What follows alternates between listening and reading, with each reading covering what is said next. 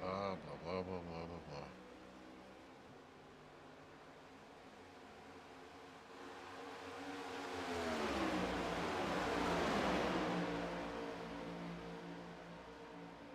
Are you there, Mr. Scala?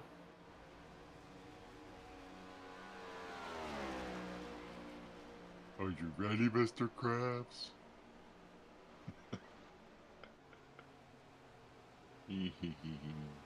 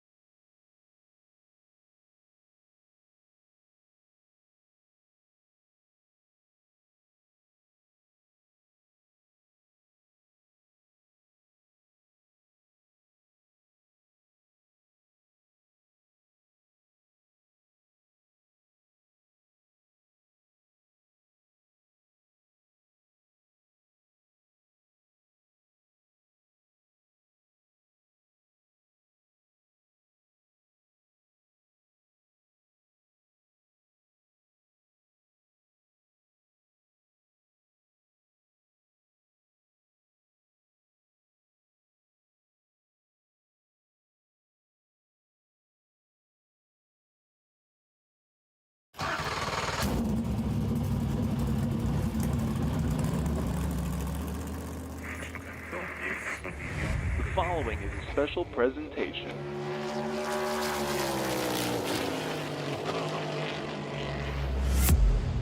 From the Captain eSports Network. This isn't just a game. This is iRacing.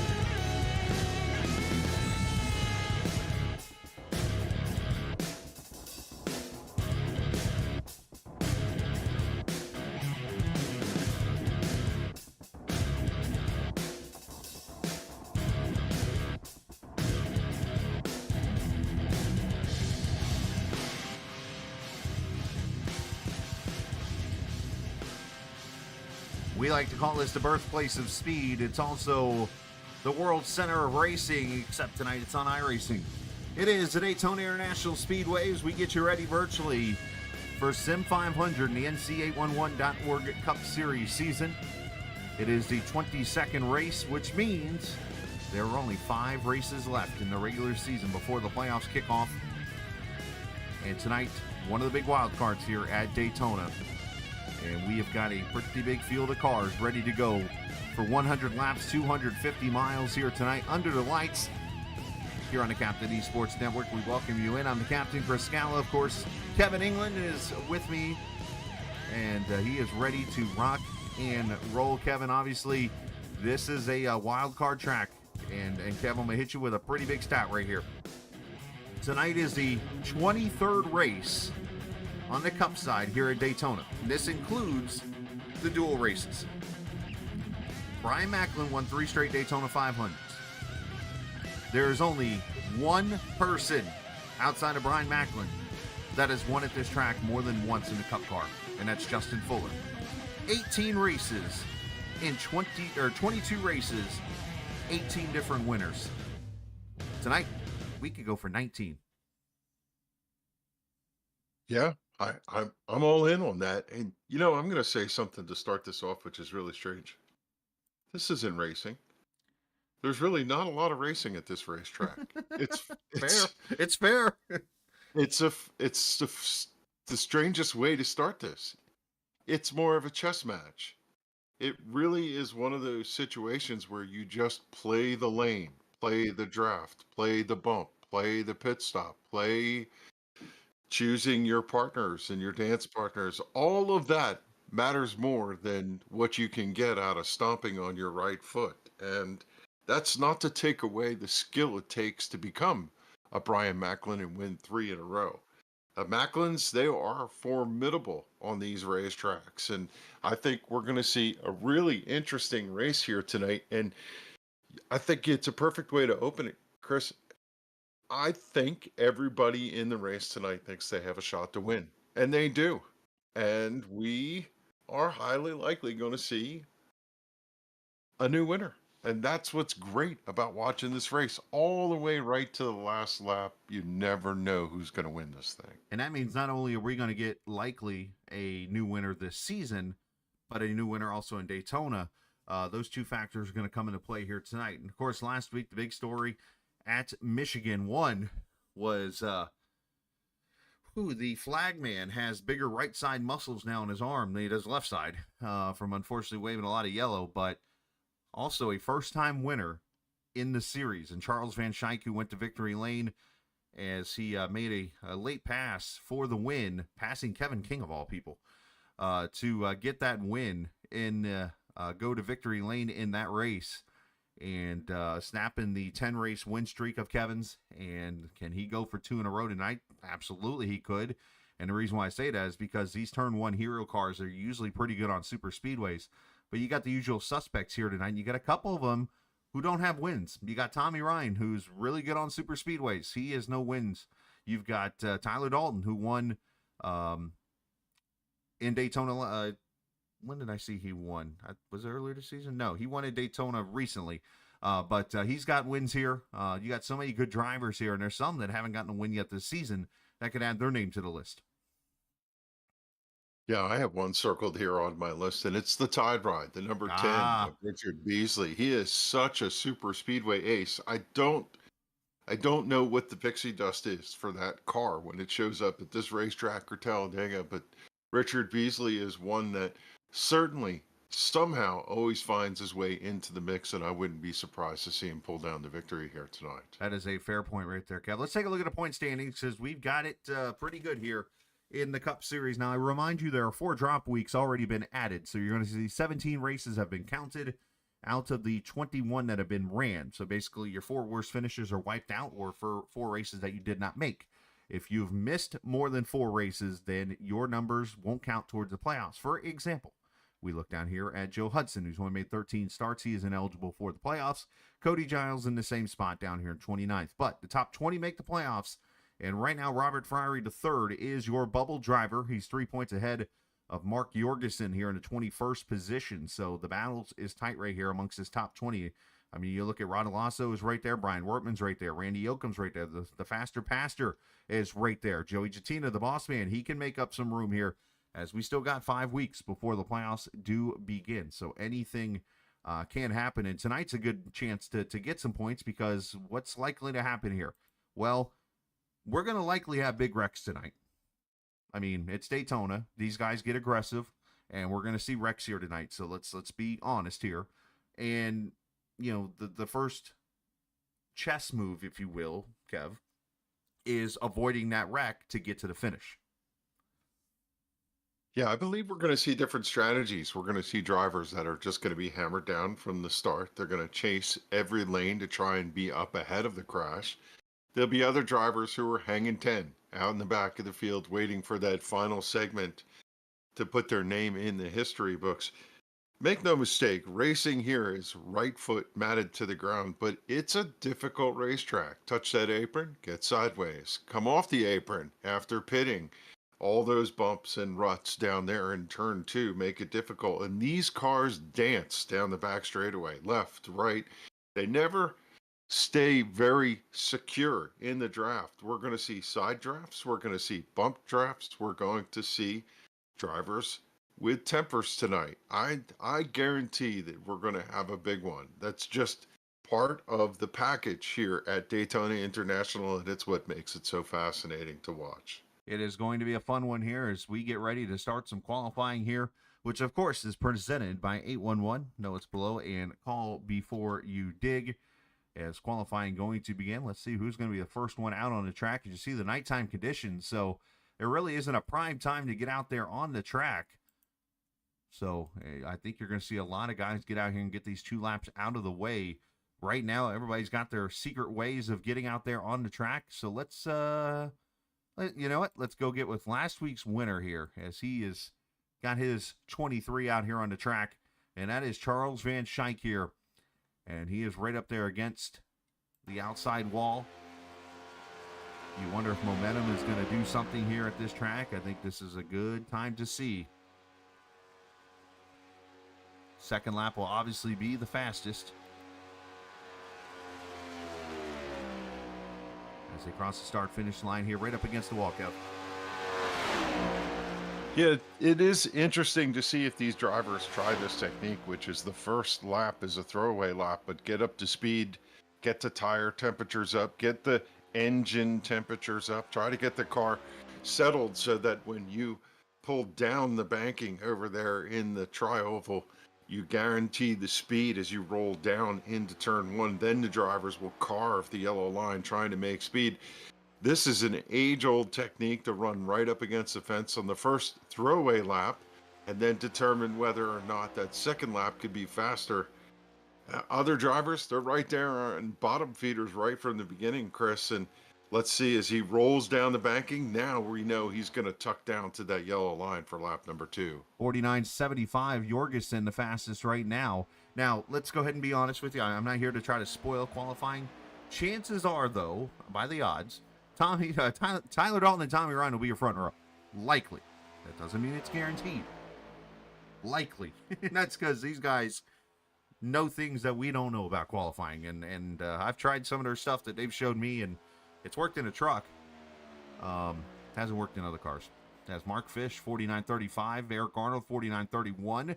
I think those guys are running the bottom definitely right now. Yeah, let's see as he comes across the line. We'll see how he is going to net out here. Is To the apron, yep. yeah. Right now, Mark Jorgensen on the pole with Randy Yoakum, Eric Arnold, and Mark Fish in the 4th position. And this also opens the opportunity, Chris, for some of these newcomers. They're going to show up here tonight, and who knows? They might get lightning in a barrel. We've seen Samuel Harrell race with us before, but it's been many, many years, and the number 43 is out here tonight making the run. So right now they're trying to knock the 88 off, and I do not see Kevin King in the server here tonight. As Tommy Ryan is going to knock both of those guys off. 271 as Bobby Wetzel with 281 goes to second. Coleman to third with a 27. Fuller at 28. Where's Mr. Dalton? He is down the back straightaway right now. As we ride on the nose cam of this 19 car. And yes, I don't see Kevin either. And I had heard that he might take a week or two off as he relaxes and I guess goes on his own little summer vacation or something. But he might have something going on too. As Dalton brings a 9 to the line, you see the purple. Bada bing, bada boom. 49-24 as he goes to the pole. And not that I predicted this, but there's just some things. I mean, when you know, you know. I've seen it too much, I guess. So, now there was the one year. Well, who was it? Was it February? Was it Joe Hudson? Or one of the cars knocked Dalton off the pole, and I was like, wait a minute here. Yeah, what happened there? Tilt.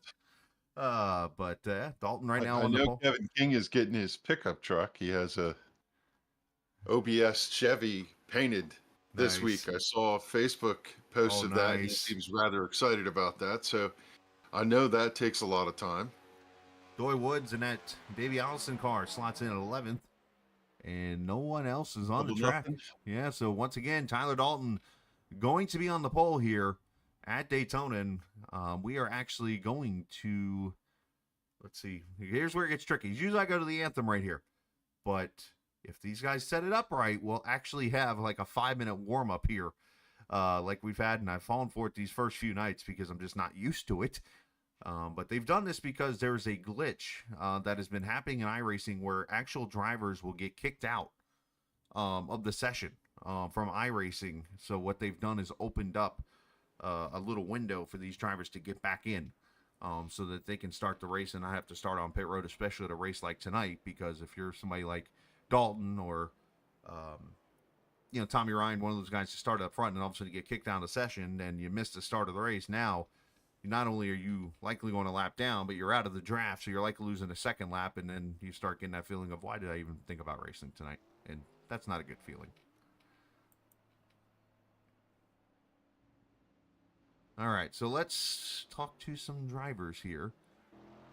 And let's, do I dare talk to our pole sitter here? I mean... I guess it really doesn't matter, because if I talk to him or if I don't, it really doesn't matter. Whatever happens to him usually happens to him in the race. So it's become a null and void point here when I bring Tyler Dalton up to the booth, because no matter what, if I talk to him, if I don't talk to him, nothing different usually happens. So Tyler, congratulations on the pole. You outrun Tommy. Obviously, this race under the lights tonight, we feeling any kind of difference here weather-wise? Obviously, under the lights, I think the track going to be a lot more grippy, or is that going to produce a lot more aggressive racing? Sorry, I just stepped back down. Okay. Can you repeat the question? Yes. No, I said, well, first off, it doesn't matter if I talk to you or not. Usually when you win the pole, it just, whatever happens, happens. But with the race being under the lights tonight, are we going to see a grippy Daytona, which means a more aggressive race? I think these races are always pretty aggressive. At Talladega, you have a little more room to move around, so it sort of makes things a little easier. Daytona, you're still going to have the same runs, but not necessarily anywhere to go with them. So sometimes that ends up with some chaos. As far as the lap there tonight. Honestly, shocked myself a little bit. But expected Tommy to get it. Usually he has my number at Daytona. I have his at Dega. Not sure if he made a mistake. That's a little bit uncharacteristic of him to be that far off of my lap, but I'll take it. Best lap I ran through all of practice. So why? So what is it about this track? Obviously, you get all these different winners. I mean, I was talking earlier. You get 18 different winners in 22 races at this track. I mean, yes, there's some racing involved. There's some luck involved, but it's like to see all these different winners. Is that kind of a surprising number to hear about in this series? Yes and no. It's still a track where, honestly, it's a crapshoot. It's gotten a little bit different, I guess, with the next gen, where it's unless you hit the wheel, it's hard to destroy it. So in the past, sometimes you'd have some of the really reckless guys would wreck out, and then some of the safer guys would, would be able to still be running. But now, with the car, hard to kill unless you just really hit it in the wrong spot. You just end up with a bunch of guys out there that maybe aren't always running up front. So you just got a lot of different scenarios that wouldn't play out at other types of racing. Well, obviously, congratulations on the pole here this evening. Go get them. See if you can get your. That'd be really cool to see you get a tribute to your dad in victory lane here tonight. Thank you. This is the last race for that car, so hopefully we can get a good send out. At least we got the pole with it. So there you go. Congratulations, man. Thank you. Tyler Dalton, the pole sitter here tonight for the race. So congratulations to him. And yeah, I'm kind of curious to see what's going to happen, Kev. You heard his comments. I think you're going to see this race kind of. I think the wicker's going to get turned up a little bit. I think you're going to see a Sim500 race with a lot of aggression, especially you got some new names in here again tonight with some of the usual names. I think that's going to open up the aggressiveness a little bit. Yeah, I think if you're a driver coming in here tonight, your job is to break this race down into its parts. One, clean restarts. Don't miss a gear. Don't get caught up in a bump and run or something going on where you end up sliding through the grass. Get through turn one, make it to the back straightaway, pick your lane, find your partner, and get through that first segment, whatever that means, whether you get to the first yellow or to the first green flag pit stop. And, ultimately, you cannot win this race if you're not there at the end. So you need to take care of your stuff, but you also need to understand the dynamic of the race. How are these guys driving? Are they being aggressive? Are they riding around? It's every one of these races takes on its own complexion. And I guess Tyler, he's got the best place to start right there on the pole. He's in control of the race. I know he wants to lead lap number one, and I suspect that he will do his best to stay out front. One thing we haven't talked about, I don't think fuel mileage tends to be a play here because we do see cautions. Drivers can pit tires. Not that big of a story here, Chris. It really is about getting yourself the track position to be somewhere up in that top 10 going down the backstretch for the final lap. Oh, I agree 100%. And I mean, obviously, 2002, Greg Biffle would disagree with that. But yes, usually it is not a fuel mileage race here at Daytona, but we'll have to see here when it's all said and done. All right, the cards are great, and let's go trackside for the playing of our national anthem.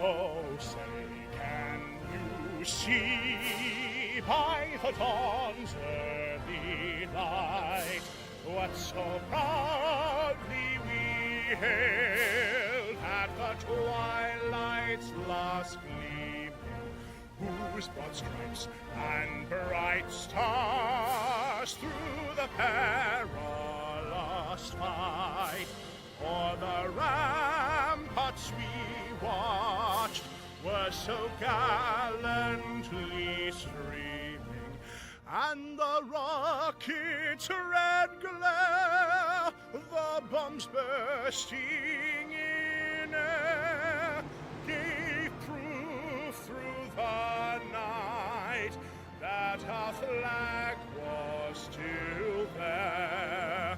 Oh, say does that star-spangled banner yet wave o'er the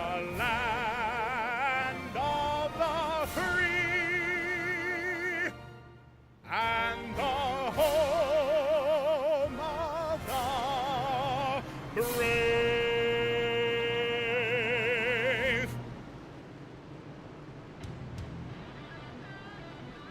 All right, you see the cars are out on track right now, of course, for their pace lap. Let's get you through the starting lineup here for the race. Tommy Ryan on the outside of Tyler Dalton, who wins the pole here.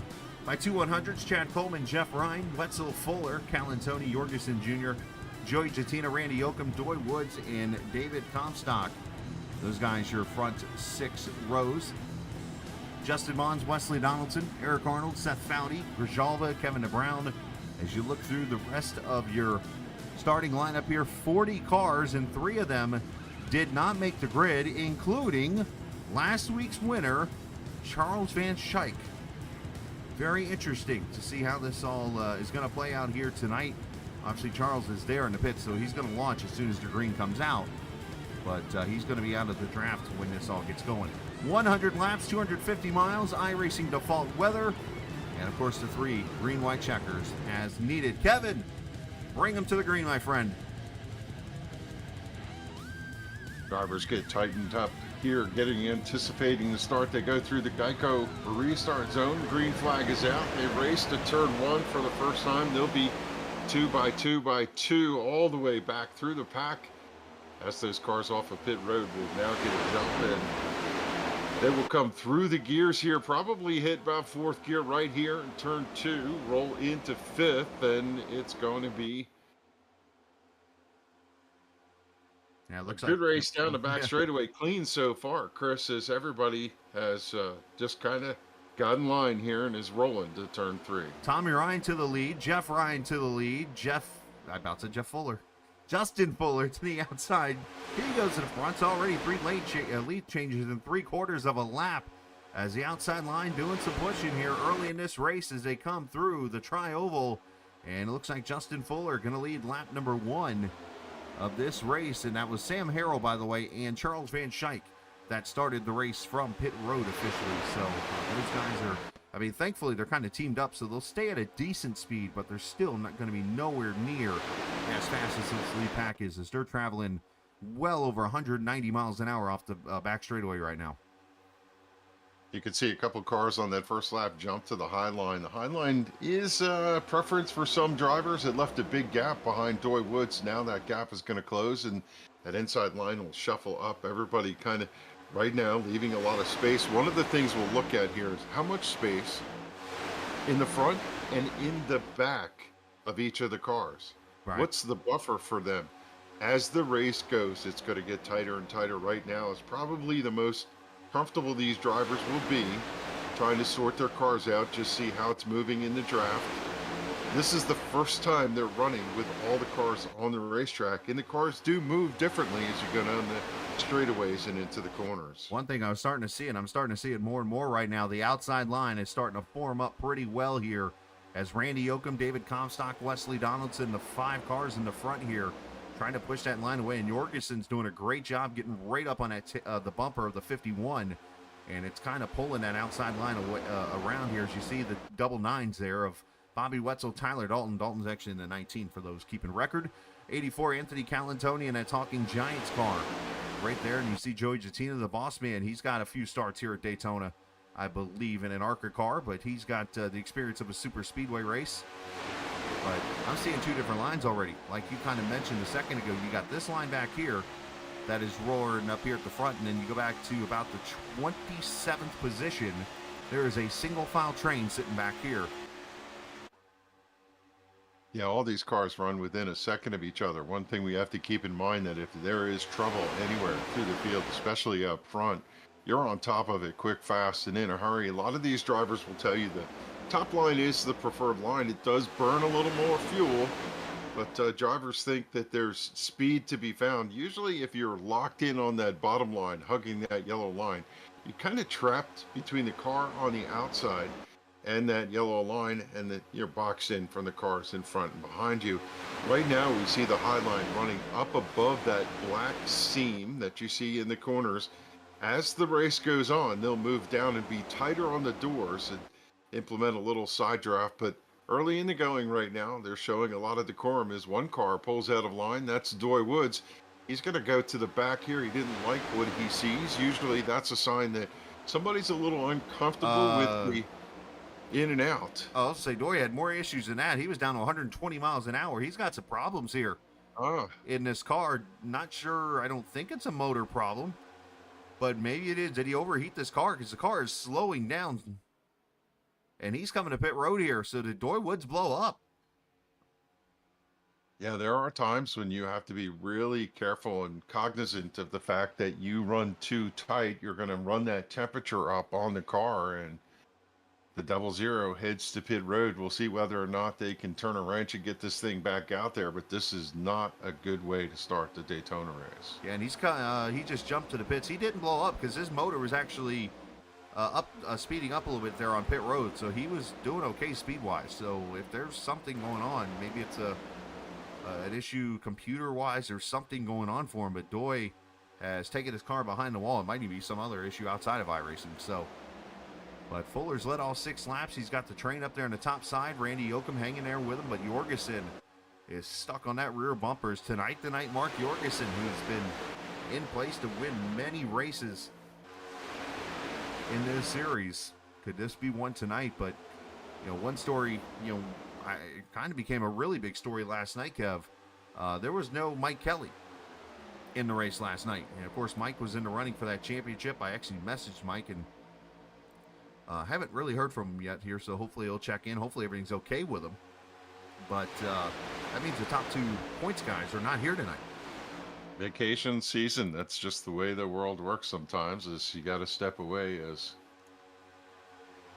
Yeah, that could be the case here. Top 2 not in. And for Mark Jorgensen, how many times has he finished second to Kevin King? And Kevin not in the field here tonight. We know he wants to beat Kevin, but I think if he ended up stepping up to that win tonight, he would take it.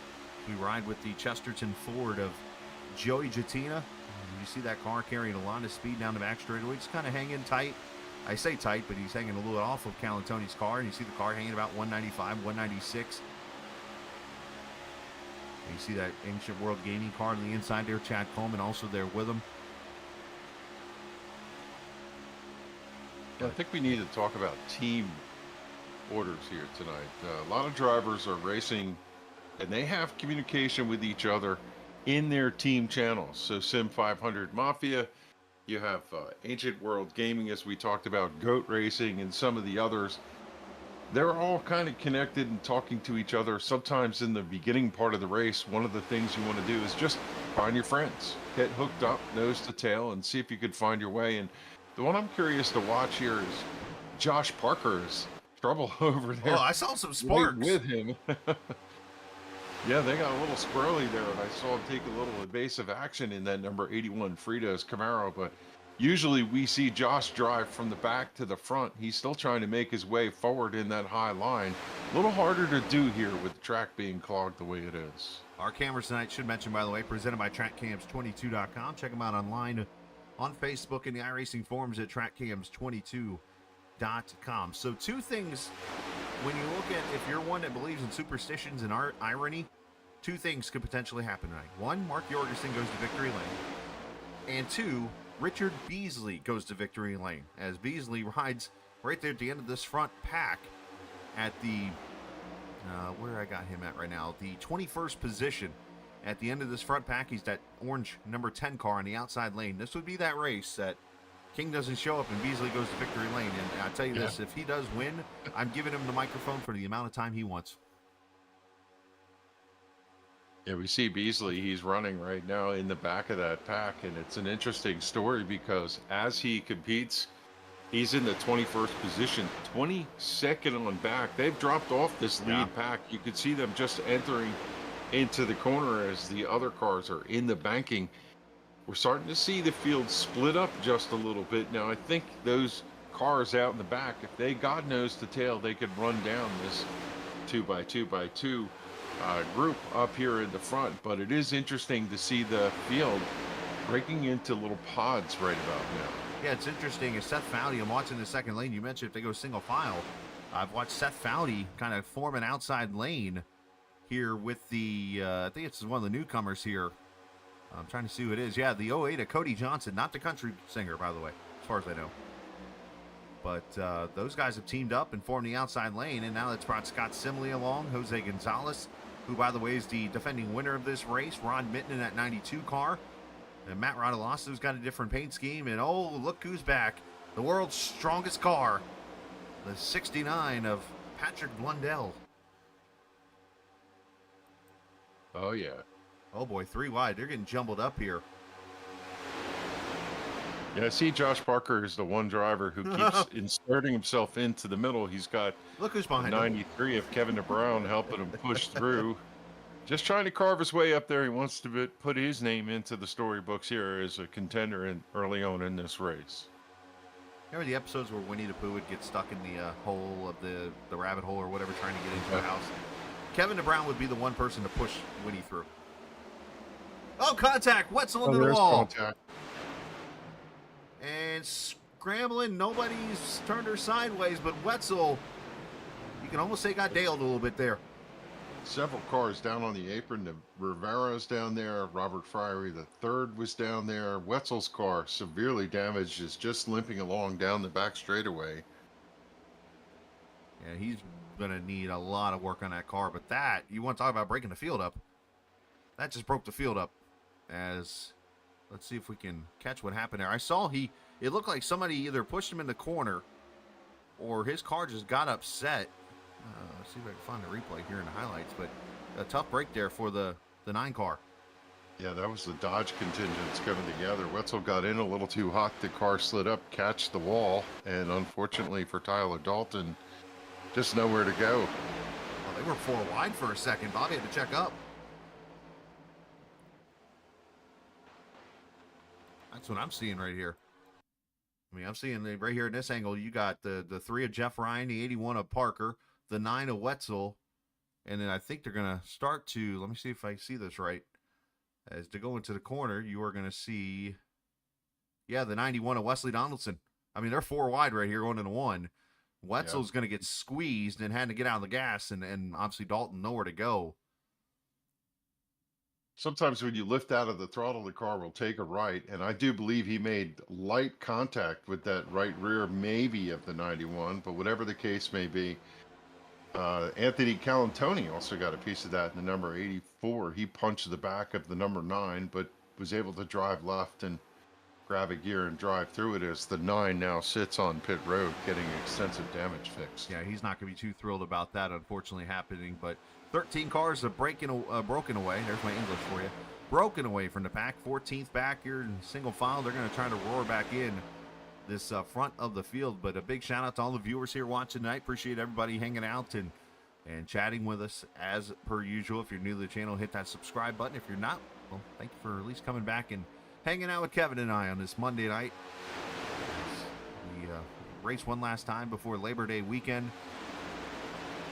And we get closer and closer to the playoffs as one car leaving the pits right now. I'm not sure exactly who that is. I think that's the Medina car. Is that Medina? Okay. Yep, it is. Jose Medina, who's got the 24 on his car, but unfortunately not the 24 here tonight. But Jose is 9 laps down now in this race after starting on pit road and missing the start of the race. So tough break there. Is he's going to need a lot of cautions if he's going to get a chance to win this race here tonight. And we can update the fate of Sammy Harrell and Charles Van Schaik. They're still racing around there as the leaders come off of turn number 2. They're coming out of turn 4 after starting on pit road. They would have liked to have seen that caution. They didn't get it, but they're still a half track distance from going a lap down. Yeah, they're only about 3/4 of a second off the pace, which is actually a lot better than if one of them were by themselves. They would be like 2 or 3 seconds off the pace.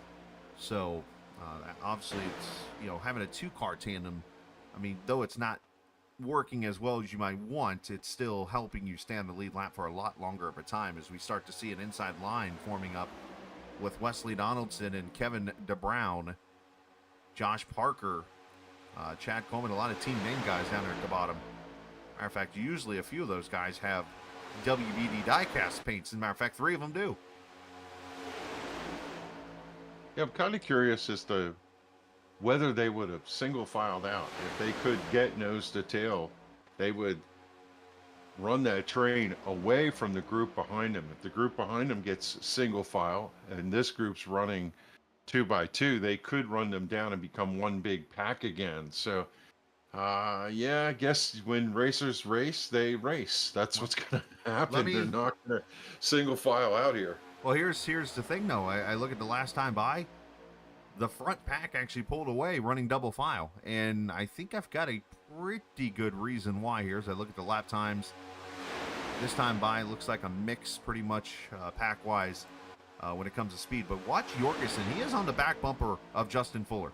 So he is doing everything to push to get the maximum amount of speed out of his car and Fuller's car to carry the speed. So is Kevin Brown, as obviously he's pushing Wesley Donaldson. He'll even push the pace car if he can tonight as they go to the lead. But then you go back here to where Patrick Colby and those guys are. Look how far back Joey Jattina was. And yes, I know he's getting passed right now. But these guys weren't too close to each other's bumpers. They were just kind of riding. The further back you are from the front car, you're not going to get that run and that speed going. And that's the difference in why they're able to run side by side and in this case, pull away. So what now needs to happen is the 08 here of Cody Johnson needs to get right up on the back of Seth Foudy and push the Foudy out of him. Dude, I did this. What's really funny is they all know this. You would think. Everybody understands the dynamic of the draft. They understand that little bubble right behind the bumper, how close they need to be. And yet sometimes, for whatever reason, and drivers in the group will be yelling, get in line, do this, do that, yelling instruction, and someone will pull out and cause an issue. And it's funny, it's usually that guy that's yelling. Yeah. That's Come on, get in line. They're the ones down there along double yellow. NIS 101, the guy that complains about why are we running double file is the guy that usually starts to wreck in that pile. It's just like this is a long race, guys. Let's take our time. That guy's the first caution normally. You see that mounted charge down there on the bottom line now being led by the 41 car. Now you see their single file out behind, but that line stalled down on the bottom. And Wesley Donaldson was the benefactor of that. He popped up there and got in line out in the front of that group, but the rest of those cars got abandoned when he jumped out. And now Josh Parker has slid back where he was sitting. Second inside row. He's fallen almost all the way back to the end of that first pack there. On board with Cody Johnson, the helmet cam here. And, I saw this question on, I don't know if it was a Reddit question through Twitter or what, but I saw it and I was like, it's a good point. Do you know what camera we have not seen this year in racing, in real life, on the Cup side? Remember when Fox and NBC tried to do the helmet cam? Like that little small camera on the side eye? Of the Cup drivers, you don't see it. It was like a test or something, and it's gone. They had those really cool little lipstick cameras that go on the helmets. They're gone. Like, you don't see them anymore. And I don't know if that was because maybe the crews were getting too angry that their tachometers and stuff were being seen, and that's why they did the whole blurry trick. Which that's the conspiracy, right? I mean, is that they didn't want to show the dashboard technology. There's a simple fix to that. You could have put like the Fox logo there as like a CG work and covered the telemetry up. I mean, come on. Let's not make this harder. Let's make it smarter. Yeah, I think the driver views are really cool to be able to see how it looks from the actual driver helmet. And you're right, we're not seeing that view. Now they're showing sometimes the roll cage view off the right side. Right. The other night they were showing one of the dashboards, and I thought it was rather interesting that they didn't blur it out, but you could hardly tell what was going on. Ironically, it looked a lot like some of the iRacing dashboards that we see sometimes.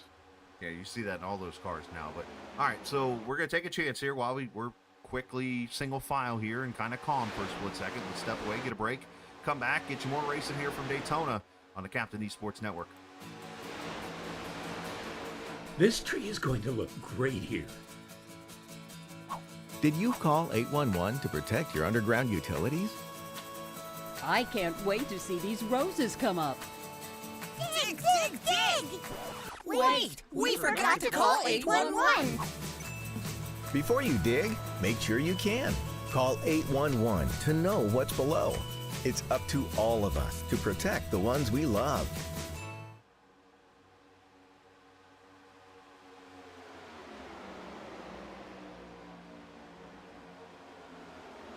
Back we are at Daytona as we're quarter distance into this 250-mile race. Sim500 NC811.org Cup Series as Kevin DeBrown leads that topside choo-choo train. Wesley Donaldson, if you go back to February, he pretty much won everything but the 500K during speed weeks here.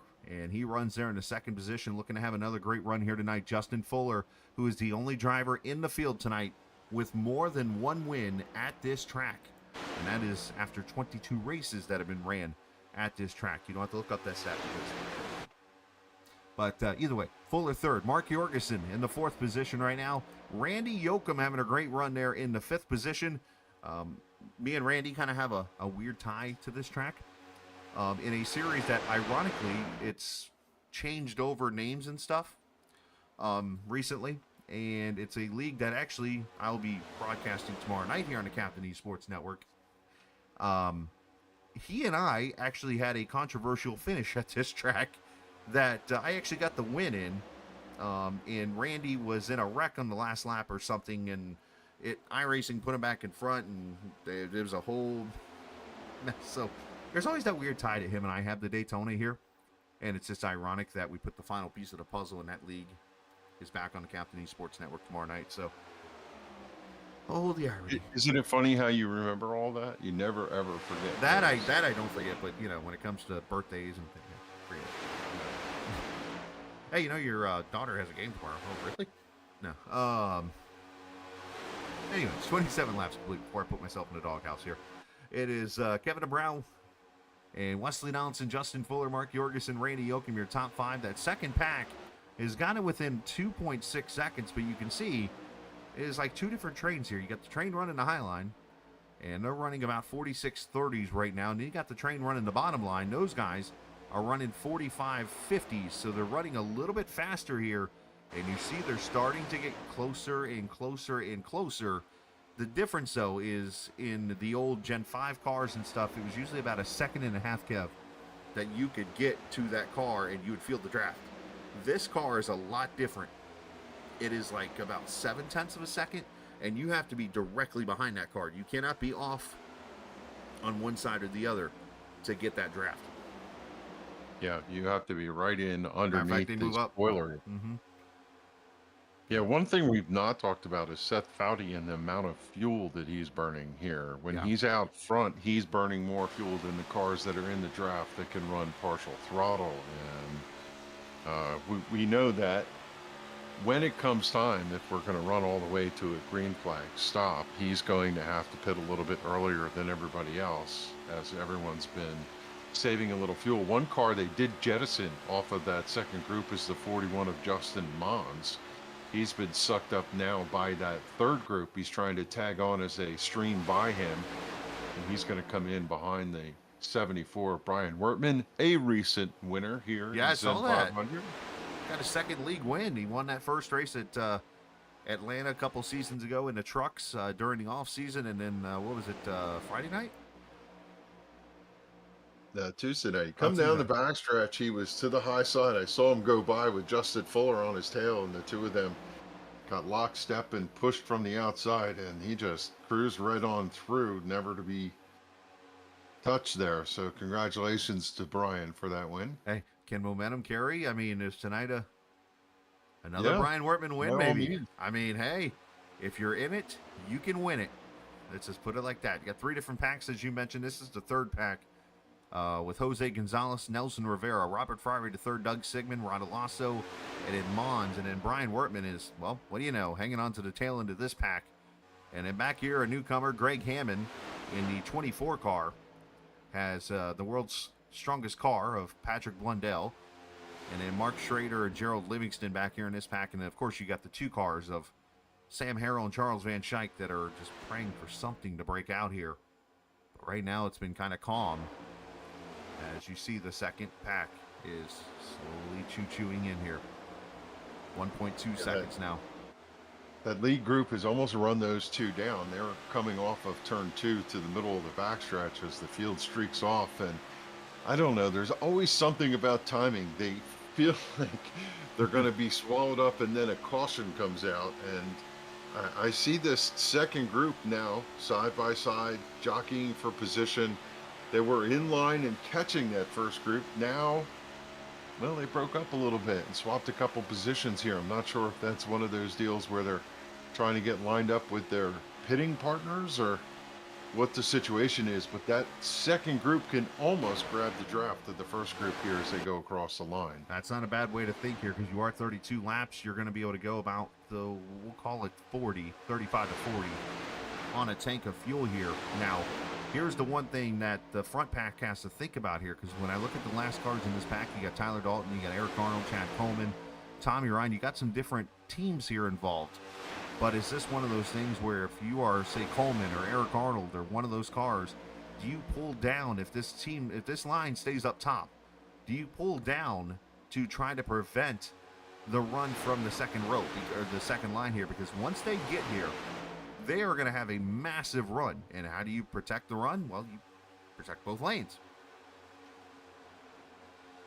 Yeah, that's a slippery slope sometimes. You see that field running to you, they get there and you pull down hoping you could be the head of the train and they flat run you over. So you do have to judge the speed in which the second group catches you if that's their fate, and then determine whether that's a career limiting change as to whether you're going to do it. Now that second group, somewhat organized, got back to single file, and I believe they're going to run down this first group if they behave well enough, and we're going to have one big, looks like conga line to go to pit road here. Let's talk about getting off the banking here.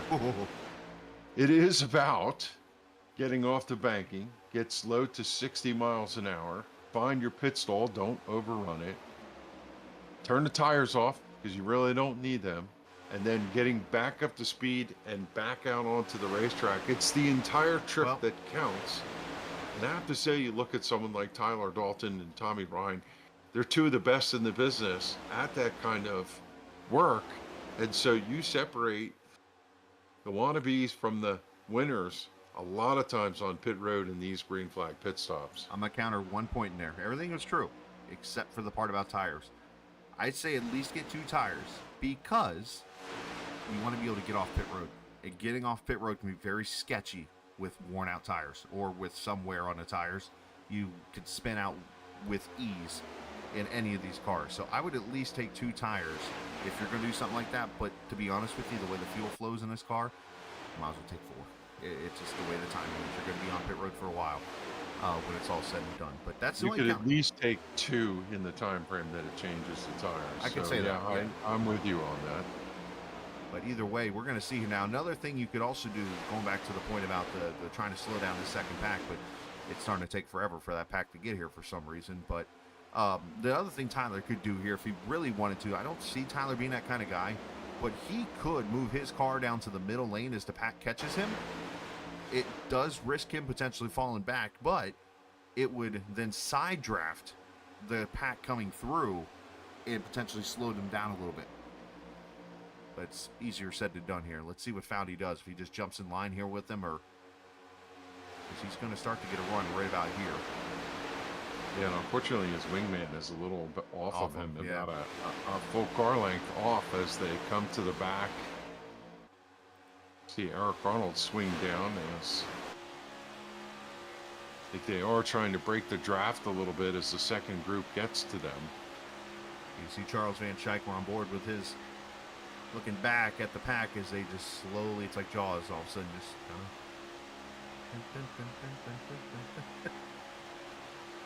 And of course, who leads that charge in there is the 81 of Josh Parker and the 9 of Bobby Wetzel. Bobby may have sat down there for a period of time, but he's here to race. Just ran the fastest lap of the race, a 45.21, even though he's 16 laps down. But you see Wesley Donaldson Contact back there between the 9 and the 14, or the 19 and the 14. They brushed as they went through the corner there. That could be a little sketchy. But Wesley Donaldson does lead this race. It was Kevin Brown, but Kevin has fallen back here a little bit, as now you start to see the pack forming back up after the early almost caution that we had. But yeah, when do we come to pit road here for the first time? The window's open. You got to two-stop this thing, and no matter what, you're going to have to, easy. Grajova and Beasley about got into each other. Yeah, I think at some point you're going to run as far as you can, fill it up, You might as well go the full distance. In case there's a caution, you don't want to get caught out. Yeah, I mean, the window's open at lap 33 tonight, basically, the way you look at it. Just split the race in thirds, 33, 66, 100. So the window's open for pits.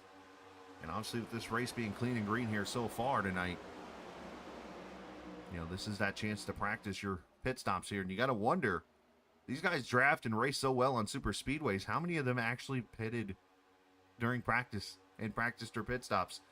That we could be having to play some Benny Hill music here later.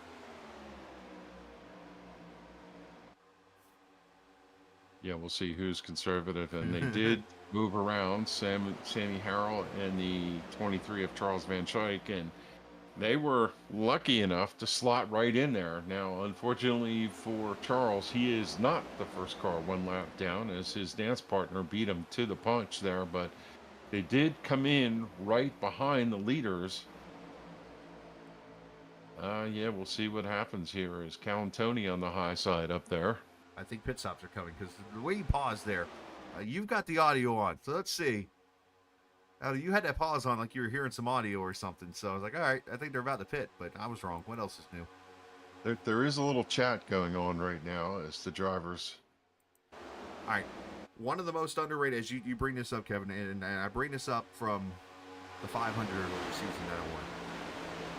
And I know it doesn't make sense to ask this question until you think it a little bit. At this point in the race, we're getting ready to pit.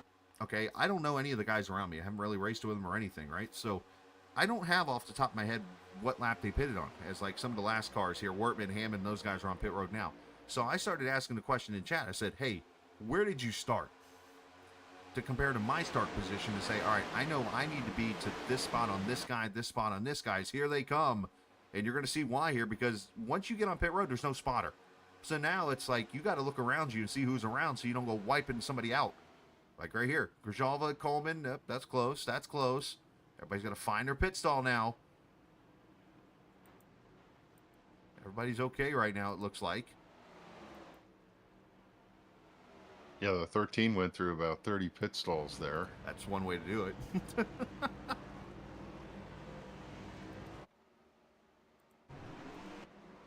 And some of those drivers that pitted earlier, Schrader and 96 of Jerry Livingston, they're down and away. Their pit stops are done. We'll see how this all nets out. Now those other cars are going to all come to pit road here. And seeing 4 tires and fuel for everybody as more come to pit road.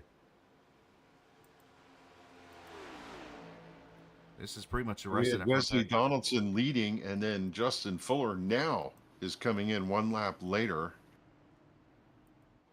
with Donaldson in the 88. Which isn't necessarily a bad strategy here, because the less cars you get coming to pit road, the less congested. As I look at Patrick Colby out here running by himself. It's going to hurt him time-wise, but you know what? Now he's got pit road to himself.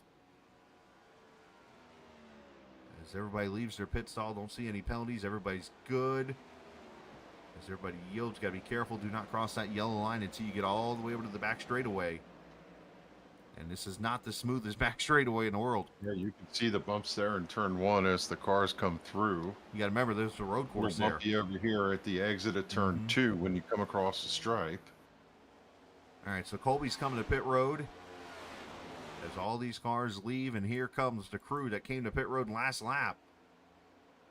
And I think Fuller's going to hold on to the lead here. By the 51 and the 91. Yeah.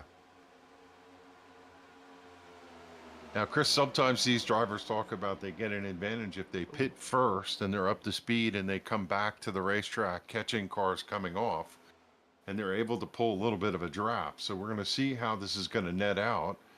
But I have to say that so far it looks like Fuller and Donaldson, Jorgensen, is it Grzyalva? They did an outstanding job. The 4 of those cars got nose to tail, got tucked into each other. And right now, it looks like they're the winners in this exchange. Well, Grzyalva is actually a lap down now. Let me point that out. He actually had a speeding penalty. So, Grzyalva, 55-second stop, a speeding penalty for him. As Patrick Colby leaves the pits, he's going to try to throw out his fishing hook here to see if he can hook Campbell and get up there with him in this pack as he tries to get up to speed. Otherwise, he's got about a second back to Kevin Brown. as we split up again once again into the 2 packs. Hold on, Calvin Tony, you got a little free there. Want to give a shout out to Jim Herrick and everyone at 4D Racewear. If you're looking for gloves and shoes for your iRacing experience, comfortable. Oh, by the way, too, you can check out 4dracewear.com. Their race link is in the information down below the screen. Check out 4D Racewear for some cool gloves and shoes and so much more apparel there from Herrick and 4D Racewear. I actually wore the shoes when I went to Victory Lane in Daytona this year. Very nice. So Tommy Ryan, 4th position, behind these 3 in a lap car. Fuller, Wesley Donaldson, and Mark Jorgensen. And Gerjalvo holding on there, but he's going to need some help now as he's a lap down. And then you got this train from 4th all the way back to about the 15th position is in this pack of cars. And then there's a little bit of a gap back to Kevin DeBrown, who's got a little 4-pack here of, well, he's got a beer, an energy drink, and Patrick Colby pushing him. Yeah, these guys really need to be tight and in line to catch that pack in front of them if they're going to have a chance at this. I think Comstock's a perfect guy to have behind you. He's not afraid to get up there pushing. You see that little group back behind him, Rod Mitten, where these guys are kind of swerving. They need to stay straight in line here. Mitten, Mark Fish there in that Dude Wipes car, and then Kevin Stone. I mean, if you're swerving and you're the 3rd car in line, that means either 1, the car in front is not holding a straight line, or 2, you have got not enough steering ratio in that car. Yeah, drivers do talk about changing the steering ratio and slowing it down a little bit so that the car doesn't swing back and forth, but it's really a personal preference as to whether you tune the steering or just go with the de facto setup that is given to you in the sim. Which I actually go all the way up because I want to have a little slack in the wheel for when I'm behind another car with the way the turbulence is. But I know of other places where I've raced before, they will turn their ratio all the way down. And that's just so, in case they have to make a spontaneous move to the left or to the right to get a run or something, they can make that move. So it's kind of like you said, a comfort type of thing. I tell you, Fuller, Donaldson, Jorgensen Jr., we talked about how getting on and off pit road can make a massive difference. They are 4 seconds out, the 3 of them running nose to tail and running very respectable lap times. Now, Tommy Ryan, Parker, Eric Arnold, Chad Coleman, these are drivers that you know have the experience in that second group to get it organized and run those top 3 down. But talk about an exemplary pit cycle. Those 3, along with the 18 who tagged on the back of them, did an amazing job getting on and off pit road. The more impressive part is they're pulling away. It's up to now 5 seconds between Jorgensen and Tommy Ryan now, who's leading his second pack of cars. So those 4 cars alone are literally driving away from the field. As Jose Medina, you might have seen him on the camera, pulled to the left on the back straightaway. I think he decided to go fishing in Lake Lloyd. But either way, tough break for Jose, and unfortunately he's going to be out of the race here tonight, joining Doy Woods behind the wall here. So, all right, pit stops have happened. Let's step away and get our second break in as we go to halfway here in 2 laps. As you're watching Sim500 and the NC811.org Cup Series. Hey, now's not the time for 3 wide, boys. Here on the Captain eSports Network. I said now's not the time. Never mind. That's not going to break as they wreck. The 69, the world's strongest car, and he gets clobbered by Randy Yoakum. I thought it was Yoakum. Maybe it was... That might have been the 13. It was 13, a Comstock, maybe. Yeah. Who's around backwards over there. Caution number 1 here. Lap 49, just before halfway, and this changes everything. It does. I think you're going to see people come top off. Otherwise, you're going to see most of these leaders probably stay out right here. But this is one of those deals where Lundell is 3 wide, and not sure if he got the clear sign there, but when Foudy also pushing Campbell up. Campbell gets damaged. Livingston gets damaged. But, oh, and there Comstock comes in there hot. That's one of those, I think Patrick might beat himself up, realize, hey, there was plenty of room above you to move up a little bit. Yeah, the 11 did slide up just a touch into the door of the 44, but it was tight quarters over there on entry for the 69. He probably thought he was doing okay up there in that lane. Yeah, it looked like maybe the 44 in the squeeze play. Well, you know what it looks like? Seth did clip the apron a couple times there, and maybe that's where that came from. Nice job by Calansoni to miss that. Ooh, Simley gets some damage too. Add him to the list. So about 5 or 6 cars involved in this. So, all right. Well, I said maybe they'll come and top off some of the cars, but how about them all? Yeah. Everybody, but it looks like Jose Gonzalez coming to pit road here. Use them or lose them, I think. Yeah, right, pretty much. Race off pit road. And Fuller, obviously, Donaldson, Jorgensen, Tommy Ryan. A lot of guys. Fuel only here. All right. As promised, we'll step away now. We're under caution here from Daytona and get you more racing here under the green flag on the Captain eSports Network. When do you plan on putting in that new fence we've been talking about since last summer? I guess I could start tomorrow.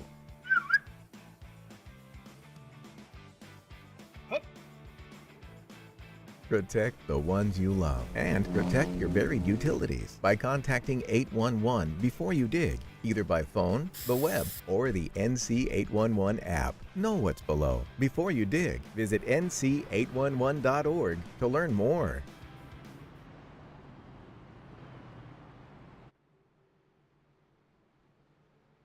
All right, back we are here, Daytona, the 22nd race of the NC811.org Cup Series here at the World Center of Racing on iRacing. We appreciate everybody joining us here on the Captain Esports Network here tonight. Of course, Kevin England and myself, the captain, with you. Appreciate the viewers who have been hanging out with us. Want to throw a special compliment to those last week who watched this race on the Captain Esports Network. I know Michigan had a little bit of drama involved in it throughout the race, but it actually turned out to be one of the highest watched races for Sim500 in I think overall, but definitely in the last couple of months. So big shout out to all the viewers that went and checked out the race either in replay or was watching live on the stream here. And let's keep it rolling here tonight. Appreciate those who are watching, and if you know somebody who loves watching sim racing, especially here at Daytona, make sure you send out a link and let them be a part here of the Captain Esports Network. And of course, if you're new to the channel, hit subscribe or even say hello and chat there, like Miss Weeks, who's there, Casey Carrington, who's always a character, we'll call him. Let's see, my buddy, whose name just slipped my mind. I'll come back to him. Of course, Jay, who's hanging out with us. Jay Tway is his name. And then also Daniel Giroux, that's who I'm thinking of there. Jeffrey Gonads is his name. So weird to say. And got one up here in Japanese that I was able to translate. It's Mishihiro Nakagawa, who says good morning from the land down under, I believe, over there somewhere. Or, I'm sorry, the land of the rising sun. I just got Australia mixed up with Japan. I'm embarrassed. Anyways. And then, of course, bippity boppity boop, Kevin England in chat.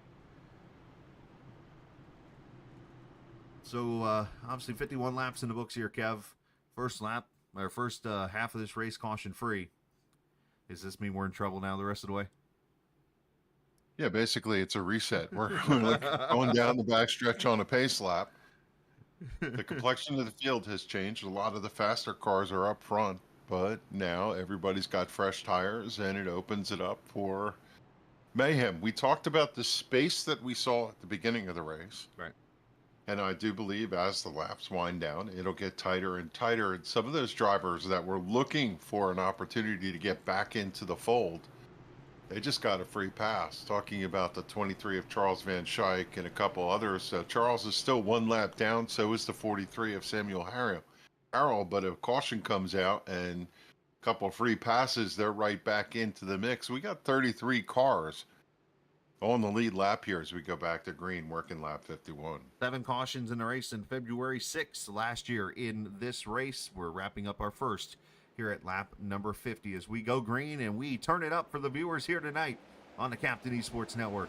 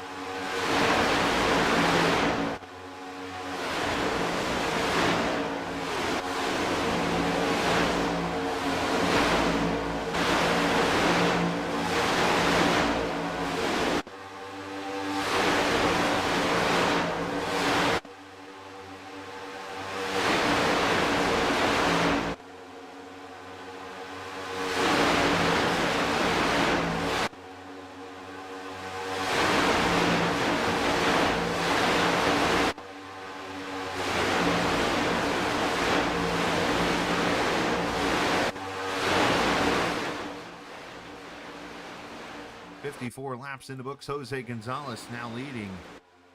Jose, the winner of last season's race. He's got the Ricky Bobby paint scheme out there. Shaking and baking with Justin Fuller up there, Mark Jorgensen, Wesley Donaldson, and Eric Arnold, your top 5. And you had an interesting question, Kevin, there off the air before we came back. What happened to the 81? Why is he in the back? Well, last time he was on pit road just now, he was on pit road for about 1 minute and 17 seconds, a 49-second stop, which tells me he either, one, had to go to the bathroom, which you can do here at Daytona under caution, or two, had some kind of penalty or some kind of damage to fix on that car. So one of those 3 things happened. So that's to answer your question. Kev asked me out the air, and it's like, that's a great question. Now we'll see whether that car is competitive, and he ducks out of line just on command there. So I think the car's got plenty of speed in it. But obviously the choo-choo train has formed as we've gone back racing here at lap number 55. Lundell's taking his car back to the pits, as Charles Van Schaik and Sam Harrell also here in this pack still, and they are still a lap down in this race. The opportunity was kind of blocked for them to get a lap back because of how many laps they had run on a tank of fuel. They had to come to pit road because they'd be pitting probably about now if they would have tried to get the wave around. But I'm counting roughly 18 cars as the inside line, and well, this is called taking advantage of a lap car. Bobby Wetzel is leading a train with the 81. It's kind of interesting that they've chosen the high line here tonight. Typically, you find a lot of drivers will run that yellow line as a rule around here, but it seems like the high line, the fast place to be tonight. Now, if you want to make a challenge, you can go down and follow Bobby Wetzel and see if he can bring you forward. It is the shorter way around, and with the draft, you can make hay down there. We did see earlier that bottom line was able to run. That's how Wesley Donaldson got the track position that he got earlier by tucking on the front bumper of cars that pushed him up there. It was Josh Parker doing that earlier, and here Anthony Calantoni starting to lead that bottom lane as he pulled down there in front of Wetzel to see if we get anybody else trying to make that same kind of moves. You see Glenn Campbell in that 44s up here. Joey Jatina might be one to make that move. We'll see who wants to work with who here. Still got plenty of laps in this race. Yep, they're right on cue. Here comes Joey to the bottom. He's going to almost put himself in a bad spot. He's still kind of vulnerable there. But Calantoni backed out of it. Oh, and now there's contact amongst them, and that's one of those moves. If you make it, you got to make it. You cannot leave the door open. traditional dance partners in the middle of that mix, the 14, the 84, the 19 in that group, along with the 9. And if you're going to make a go, sometimes what happens is that top line, you get such a draft going down the backstretch in the dominant line that by the end of the straightaway, you really have to lift out in order to stop from running over. But if you're in the bottom line, you're going to be able to just surge right ahead and get a car a lap. Ooh, they were getting dicey back here, and they still are. I saw Rod Minton hammer the binders there at one point. The stack got back to him. Well, I saw a couple cars, like, I talked about that lower steering ratio earlier, jump to the bottom lane just like instantly, like there was a checkup. Price is averted. Everybody did a good job there. There's a driver in the mix there that we've not talked about, which is the number 3 of Jeff Ryan. Jeff Ryan, working with, a lot of times Tommy gets a lot of contact. The 10 car drops. Right there with Jeff Ryan, as you mentioned. I saw Kevin Brown try to go 3 wide there, and I don't know if the door shut there or just the angle of the camera, I wasn't able to see it. But another crisis averted there. Yeah, I wasn't sure if something happened that what actually there caused goes Kevin again. to jump out of line. I think he get knocked out of line because here goes Kevin again up the middle.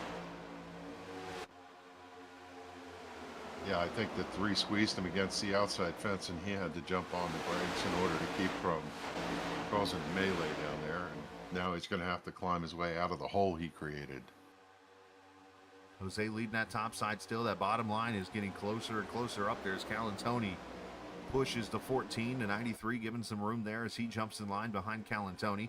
Fuller's going to drop down to the bottom. And that was actually, that, for those taking notes, is how you drop to the bottom. He got right down there, made sure he was directly in front of Joey and not leaving any kind of room. You make that yellow line your best friend, and you put it right down there.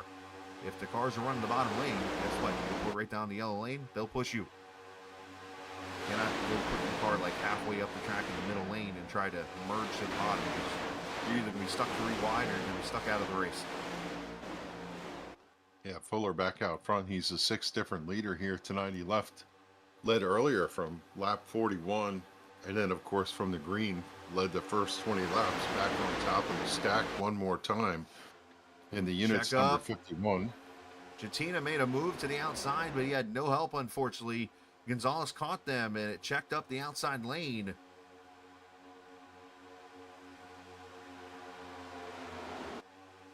I think that's a good play for Jatina. The top line seems to have been dominant, and I think if he'd have stayed down there on the bottom, he'd have been stalled. Now the question is that car the car that's the right one to lead? He's got Jose Gonzalez right behind him, and we'll see if that top line can now start to come forward. Dalton jumps out of line, but I think he had no choice to, because as he trail breaks back to Jatina, checks them up a little bit there in that outside lane. I think he had such a good run on Grijalva that he had to make the move to the top side. But you want to try to have a car right on your bumper. And, I mean, I go back to a Trans Service Truck Series race I actually ran in. And I was running up in the top 5. And I went up. I was running like 3rd in line. And Pedro Mojica was leading an outside lane. And I'm like, well, that's a pretty good guy to get in front of, right? But I didn't have the timing right. I made the move so late that I darn near wrecked myself and actually wrecked Pedro. And felt terrible about it. But that's part of the rhythm of being used to running with these guys. You got to time that run. Like if you're Calantoni, when do you jump in front of Kevin? If you're going to make that move, or if you're Wetzel, you're even going to try to make a move being your laps down. You got to time getting in front of that car, because if you do it too early, you're going to check up everybody once they catch you. If you do it too late, you might cause a wreck, if not wreck yourself. Tell you, this is where things get a little nervous. We start to see the gaps closing. You can see how much tighter the field's running. We see drivers switching lanes, and before they were content to ride. They're now side drafting. As you see the 81 wiggling back and forth. Well, he's trying to slow the inside line down so that he doesn't lose any positions when Kevin catches him here. So there's a whole lot of brain games going on here, as you hear. I'm bringing up, what, 5, 6 different things here that these guys are potentially thinking as this goes on. I mean, you think these guys are just racing on a sim? No, this is just like the actual cup race you saw Saturday night, minus the cars going flying in the air. But, you know. And mind you, these drivers know Bobby Wetzel's 14 laps down in that mix. Some of them are going to be happy to have his help, and others are going to wonder what the heck he's doing there. But I saw one driver take three wide there.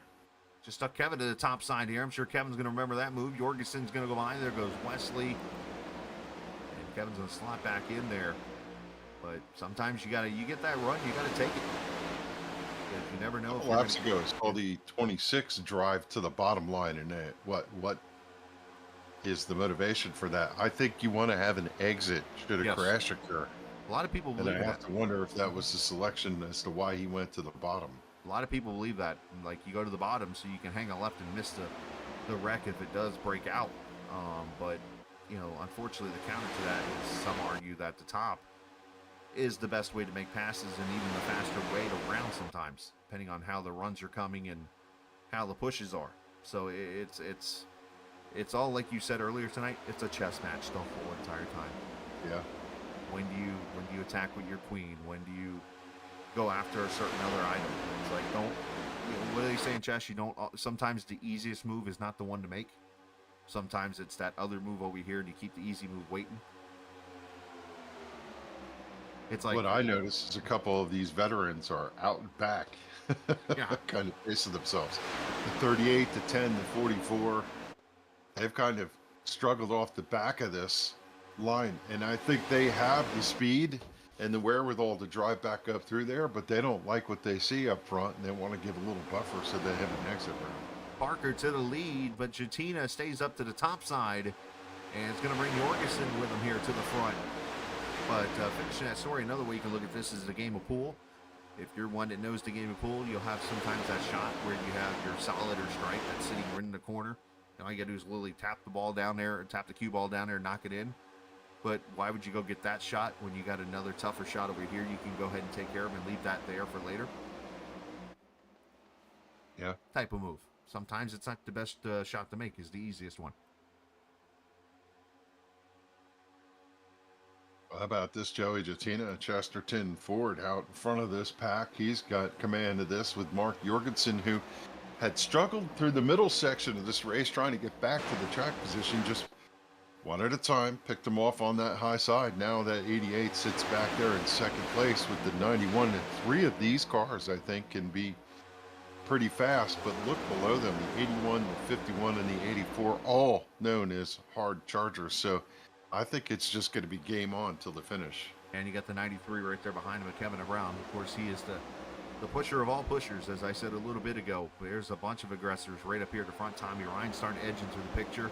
And let's not look back and miss this guy that's making his debut. Want to send a couple shout outs to these guys right here. Cody Johnson, not the country singer, running in the 14th position. And then the 24 of Greg Hammond. He is the 7th car inside lane right there. That blue 24 car, that blue and I think that's gray or silver or whatever that is. I'm trying to see what that sponsor is. I can't read it. Like Tamba, I think, or something like that. But he's running up there in the 12th position right now as this pack gets bigger and bigger now.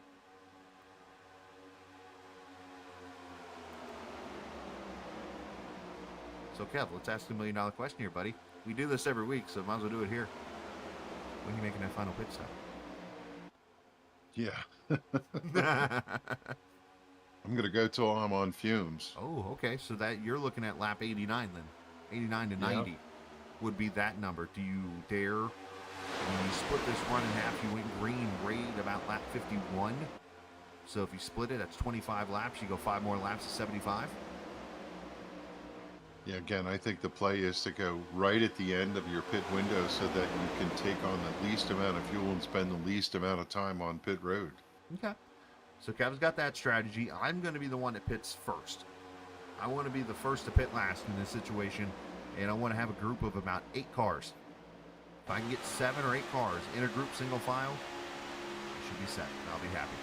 So let's see which one goes win here. But I think both strategies will be well right on cue here. It's like they're listening to me or something.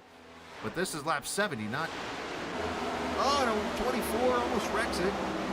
And actually, that's his pit stall right there. He backed out. Oh, way to slide in there.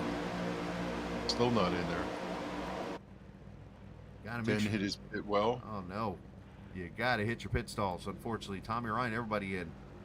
81 down and away. Good clean lap for him. Not a good lap for Beasley. I should say fuel, and maybe 2 tires. If not, fuel only here as these guys leave pit road. So the mark is set.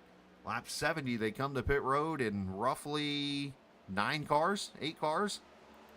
But look how far apart they are. You got to really wanted to be tight and close. These 3 are the best of the best coming off. 4 cars coming to pit road. Everybody in there pretty cleanly. Yeah, you got to be tight, though. That's the only way to make this work. It's got to be uniformed. Jatina stays out, leads another lap.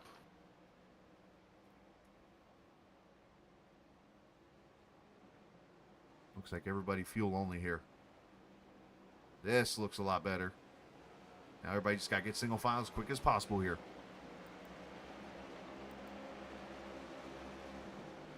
Yeah, definitely a more accomplished look to the pit stops for this lead group, although for the 51 of Justin Fuller, he's out there all by himself with about a 15 car length lead coming out to the backstretch. So much better than everybody else, but now that other pack's going to catch up to them, and we'll see how everything blends together. Everybody doing a great job of staying off each other here. Man, that's fantastic pitting here. Now, the reason why you hear it sounds like I have a lot of knowledge at this, I did run in a super speedway league for a little bit on Saturdays. So I've learned the little ins and outs about super speedway racing, how on iRacing that is. Now, can I execute any of this stuff that well? To be determined. But I can sure tell you this stuff. Doug Sigmund led that lap with Brian Wertman working. And then now, if we look at how these cars came together, they're streaking off of pit road going by a bunch of cars. It's Fuller, it's the 93, it's the 19 and the 81, the 91, the 99, the 84. They're going to pick up the 14. And so a lot of those cars that were in that front group had an outstanding job as they roll up to the 88, the 11, and the 08. Yeah, Fuller going to be the lead car in this pack. It looks like here when it's all said and done. So the one thing you're going to see, though, out of this pack here is a lot more of these cars that you're seeing up here where Fuller and these guys are pitted the lap Fuller did, not that first lap. Why? Because remember, they were more tight together coming off pit road than the first group was. That first group, as a matter of fact, you look back here where Coleman is, these guys were a part of that first pack. But they were so far apart that they weren't as organized coming off pit road, so that's where they didn't get the run.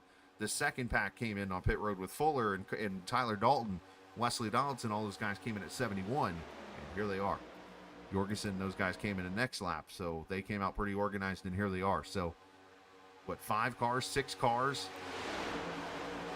Fowdy's trying to hold on, but he's got a pack here behind him that's going to help him out.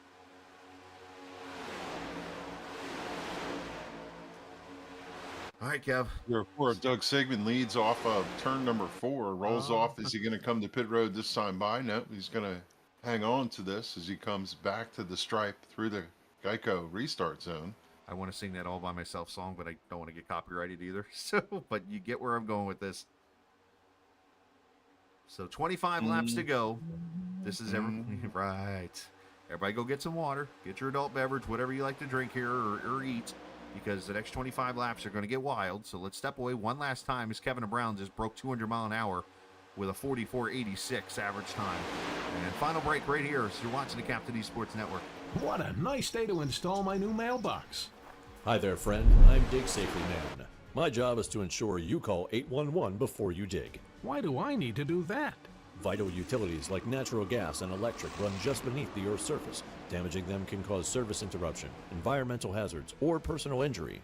I thought only contractors had to call before they dig, so homeowners do too. Call 3 business days before you dig unless you have X-ray vision. Visit nc811.org to learn more. All right, back we are here at Daytona. 24 laps to go as Tyler Dalton now to the front here is Fuller lead to outside lane with Jorgensen, Kevin Brown, and others coming into this picture here. Joey Jatina, Tommy Ryan, Seth Fowdy on this. The debuting Cody Johnson on that bottom side. Josh Parker all in this battle as we got a pack of about 13 cars. And then you get a little bit of a separation to Anthony Calantoni, who's got the lap car of Bobby Wetzel. And then you got Chad Coleman leading a whole pack with Jeff Ryan and Richard Beasley. And I think eventually these guys will all probably come back together, you would think. But we'll have to see how this goes as finally Sigmund comes to pit road. But this race has definitely been fantastic to watch here. Only the one caution here so far. Those 2 words are going to play key, I think, here in a little bit. But it's been fairly clean. There's been a couple of little moments. But otherwise, other than one little mistake mid-race, we've been clean and green here. Yeah, and I love that strategy for the Pro Systems break 04 of Doug Sigmund. He led 5 laps just looking for the caution. It was in his favor statistically, but we remained green, and he had to duck the pit road to go fill that car up with fuel. Now he's on the apron coming back to the racing surface over in turn 2. So Calantoni has become a part of this second pack now. As Coleman, Jeff Ryan jumps out of line, and Richard Beasley is going to jump in there behind. And they're likely going to shuffle Jeff Ryan to the back here. in this car. But hey, big shout out to the viewers watching here tonight. Much appreciated. If you're hanging out here for the first time, hit that subscribe button. If you're not, then we definitely appreciate you coming back and hanging out with us. And especially if those that love racing, sim racing, and you come through the Fort Wayne area, maybe heading over to Lima Land or heading over to Eldora or maybe a short track like Winchester or Anderson, or just driving through the Fort Wayne area and want to check out some cool simulators, check out mcracing.com downtown. And you could be doing stuff like this. So not like Coleman, but yeah, like that, where you're racing and having a great time here. So big shout out to Mark at mcracing.com for what he does to support the Captain Esports Network and giving the opportunity for random people just to get on a simulator and see what it's like to be an iRacer and race in other top-notch simulating games. Okay, I just kind of did an oxymoron right there. Simulating games, aka simulators. Simulator. Yeah, right. Brian Workman on pit road. Not sure what's going on with the 74.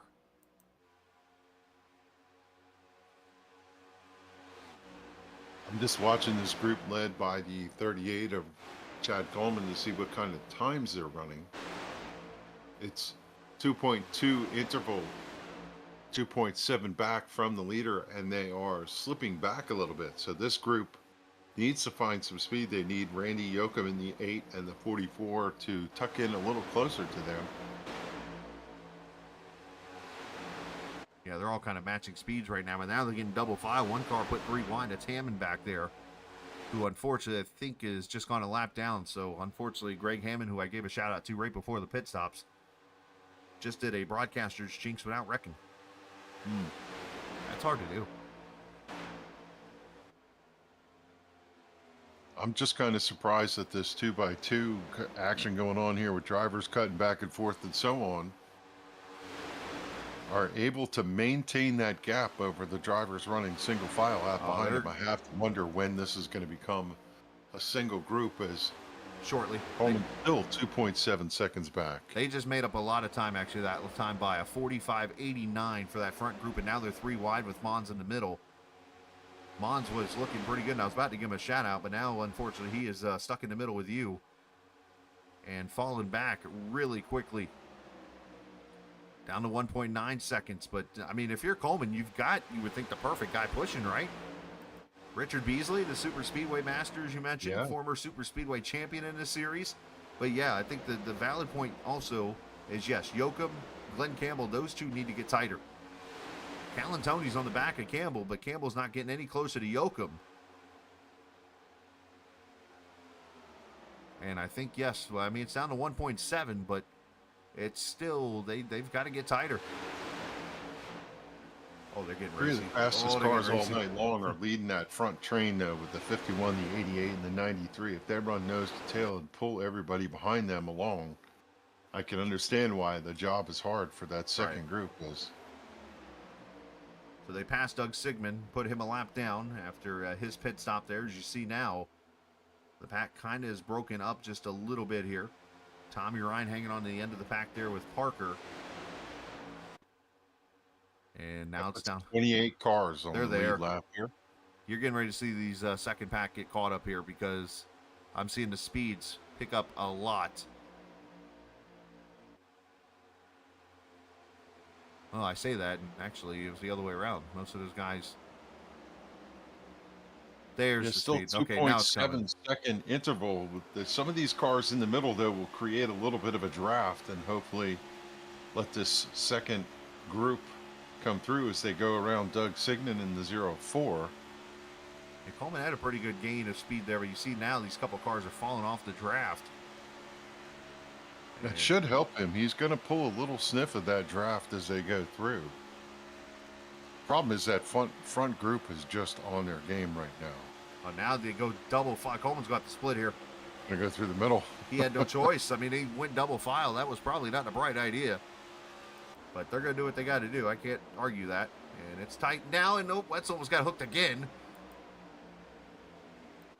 Yeah, Bobby's car didn't turn when he went in the corner there. Zuck brushed against side of the car he was passing, but everybody came out the other side. Some advice for lap cars in this situation. Know what's around you and stay single file, no matter what. If that car in front... Oh, caution is out.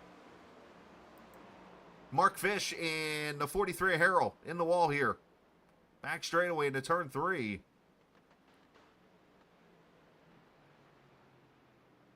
And 16 laps to go. A couple of cars coming together on the back straightaway. Now, I'm not trying to criticize like what they were doing, Harrell in the 24 car, but that's one of those things where, yeah, that car might be slower up there in front of you, but you got to know, hey, there is a bunch of hounds behind you coming. Just slow up, check up, and just get behind that lap car or stay predictable and let those other cars fly by. But obviously easier said than done when I'm sitting up here with a microphone in my face. Bad for them, good for us, and good for Charles Van Schaik, because he's been running one lap down since the drop of this thing, and if I'm not mistaken, that's going to make him come back around finally to that lead lap. Fish was trying to follow the car that was in front of him, staying in line, but unfortunately they moved up, he moved up, there was a car there, and they hooked together, bringing out the caution.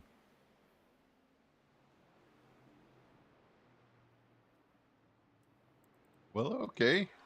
Get the chalkboard out and erase it. Let's reset. All right. The pit crews are all gone. They've already, are in the airport behind the track here.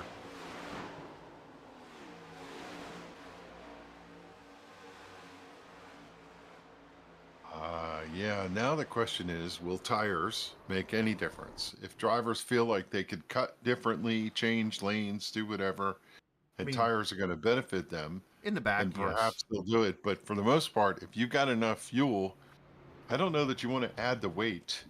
So you might see some of these drivers who have a little damage. Maybe the 13 from earlier can get that sorted out. Yeah, cars in the back. I think you can go ahead and come on in here and get tires in all seriousness. I mean, you're seeing Eric Arnold, Mark Fish, Matt Rondolasa. These guys come to pit road. Otherwise, you just try to keep the track position you're going to get here because you're going to get the green with about 12 laps to go. And 24 is going to get the lucky dog. So he's back in the lead lap now.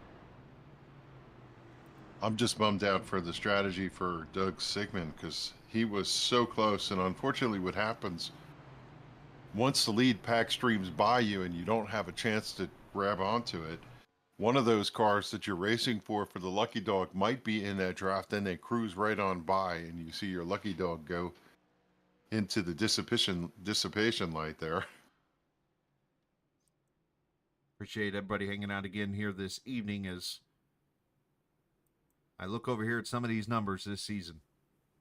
On super speedways, of course, we've had one race at Talladega, one race at Daytona. And in those two races, of course, it was Dalton and Kelly who went to victory lane. And you might ask who has the best finishing positions. What if I told you Tyler Dalton has an average of a 5th place finish in those two races? He is the only one within the top 5. Mike Kelly's the only one within the top 8. From there, your next closest best finisher, now let me correct myself, Wesley Donaldson's up there also with a 5.2 number of average finish in those two starts this season.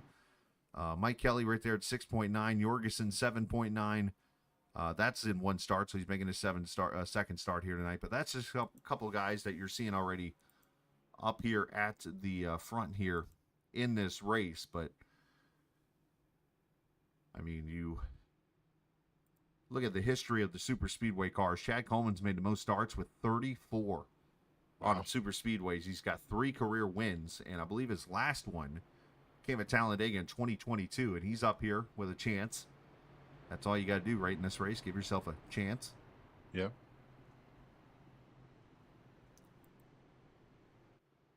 Now, who has led the most laps in a super speedway race or in a series of super speedways? Even though he's only made 21 starts, Brian Macklin, 214 laps led in super speedways. Chad Coleman at 202, Daniel Falkingham 182, Josh Parker and Kevin DeBrown tied at 162 entering tonight's race. So those are your top 5. So you just got to be there. Now it's going to be interesting to watch the complexion of this race. Top line, bottom line, and I do believe this enters into the argument a middle line. Drivers will run the shoot the middle. We haven't seen that, but Kevin DeBrown and others, they are not shy. The 81 of Josh Parker would go middle. Sorry, I'm laughing. Fuller's over here messaging in chat, so you can tell he's having some fun down there in the inside lane in the front row.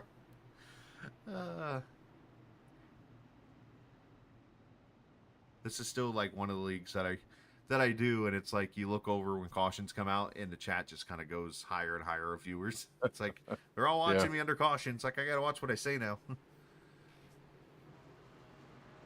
All right, so Fuller, Jorgensen, Kevin Brown, Josh Parker, Seth Fowdy, your top 5 with Joey Jattina right there. There's some aggressive names up here in the front. If you haven't put your seatbelt on yet, well, first off, it's against the law. Second off, you should.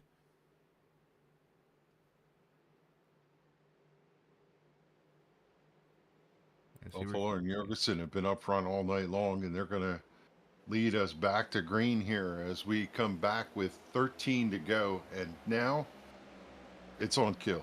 These drivers are going to take whatever they can get in order to put themselves in position to get the victory here, as Fuller get an outstanding start to the high side. I thought he was going to get jumped, but he did not. He made a great restart, jumped to the top side, and Jorgensen stuck with him as that inside line just fell apart. Literally, as they're 3 wide already off turn 2 here. Coleman in the middle there with Randy Yoakum, and these guys trying to get up to speed. And I mean, when I say something fell apart, holy moly.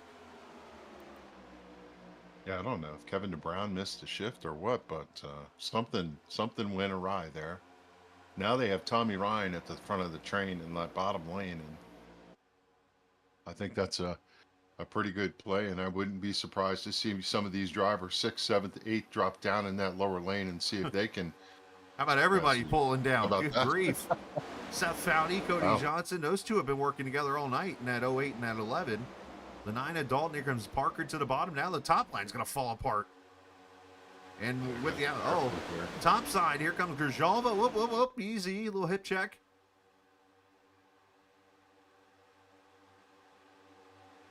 The fight is about to hit the Shan. Yeah. Or wait a minute, the fit's going to hit the Shan. I wanted to make sure I get that right. I can Well, say now that right. We knew we were going to get 3 wide, and we have it throughout as there's contact in the middle. Oh my gosh. Easily bouncing off of the 18, and how did Jorgensen get to the lead? Just zipped around. There's something I missed there.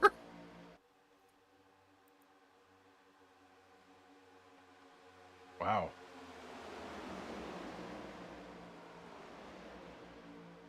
Oh, some bump in there. This out back is just bedlam for some of these guys. Jorgensen probably has broke the mirror off his car, so you don't have to see what's going on behind him anymore. Fuller, Grzyalva. Oh, and in the wall goes Rivera. Coleman gets turned in. Oh, boy. Oh, yeah, this is going to be big. There's going to be a large number of cars over there against the walls. We go back to caution number 3. Wesley Donaldson goes around. Scott Simley. Boy, I just saw the 22 just turn. Coleman involved in the 38. As Wesley Donaldson would call this is a WBD diecast junkyard. Yep, Kevin Brown involved. There's the 3rd WBD car.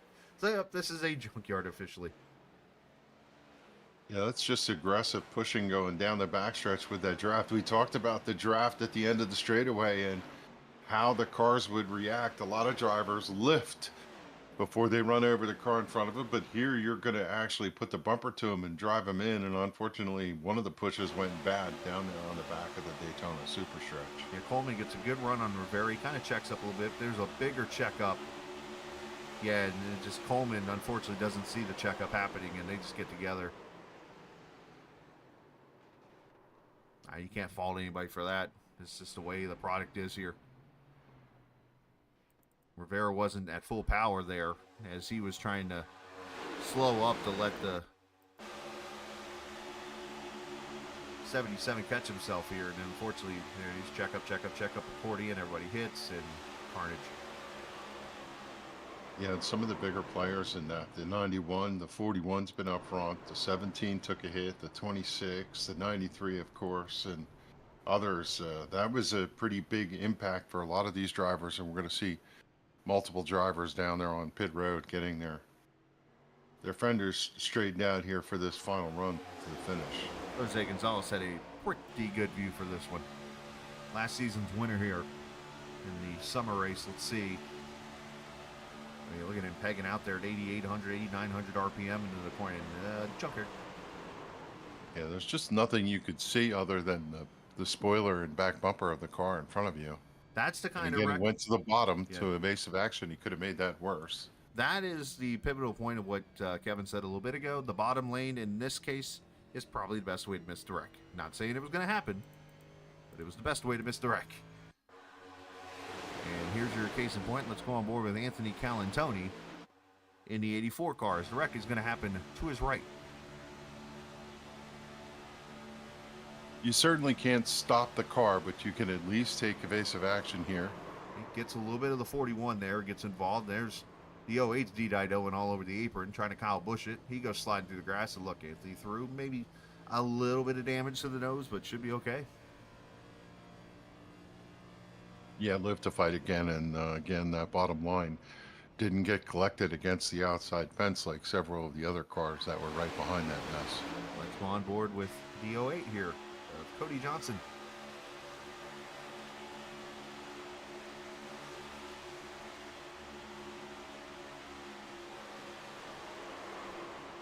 Gets sideswiped there, and then otherwise just going for that Kyle Busch slide here, if you will. Goes over the Jeff Bodine hill, as I like to call that. Yeah. Over there, wave at the fireman.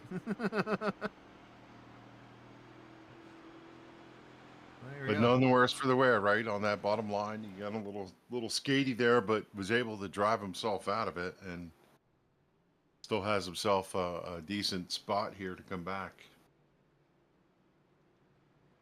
All right, so should get one to go this time by 7 laps. We'll get 6 to go at the line. As I look over here, we have the 26 lap cars on the lead lap. As Mark Jorgensen Jr. looking for his first win in the series. Justin Fuller, who is obviously coming off some frustration last night, falling up short of his first championship outside of the Truck Series. Trying to go to victory lane here tonight. Joseph Berjalva trying to get his first win. Of course, Josh Parker up there. He is a previous Daytona winner. As I look back here through this list, I got it saved over here. All of the winners in the Cup Series at Daytona. Notice that I always say 2 names twice. Kyle Tarasca, Nick Cohan, Tommy Ryan, Chad Coleman, Nigel Standish, E.J. O'Rourke, Brian Boris Cook, Shane Ewing, Glenn Campbell, E.J. O'Rourke. I'm sorry, there's a third name. Justin Fuller. Why I check my stats. Adam Gilliland, Dwight Beverly, Brian Macklin, Josh Parker, Nelson Rivera, Ryan Howard, Brian Macklin, Justin Fuller, Brian Macklin, Jose Gonzalez, Mike Kelly. So I said, 3 names in there twice, at least. Wonder how many of them I've called.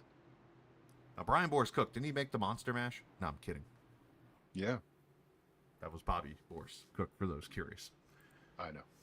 That's for those who aren't aging like I am here. Well, look in this top 10. Any one of these drivers can win this race. Oh, if you're on the lead lap, you can win this race.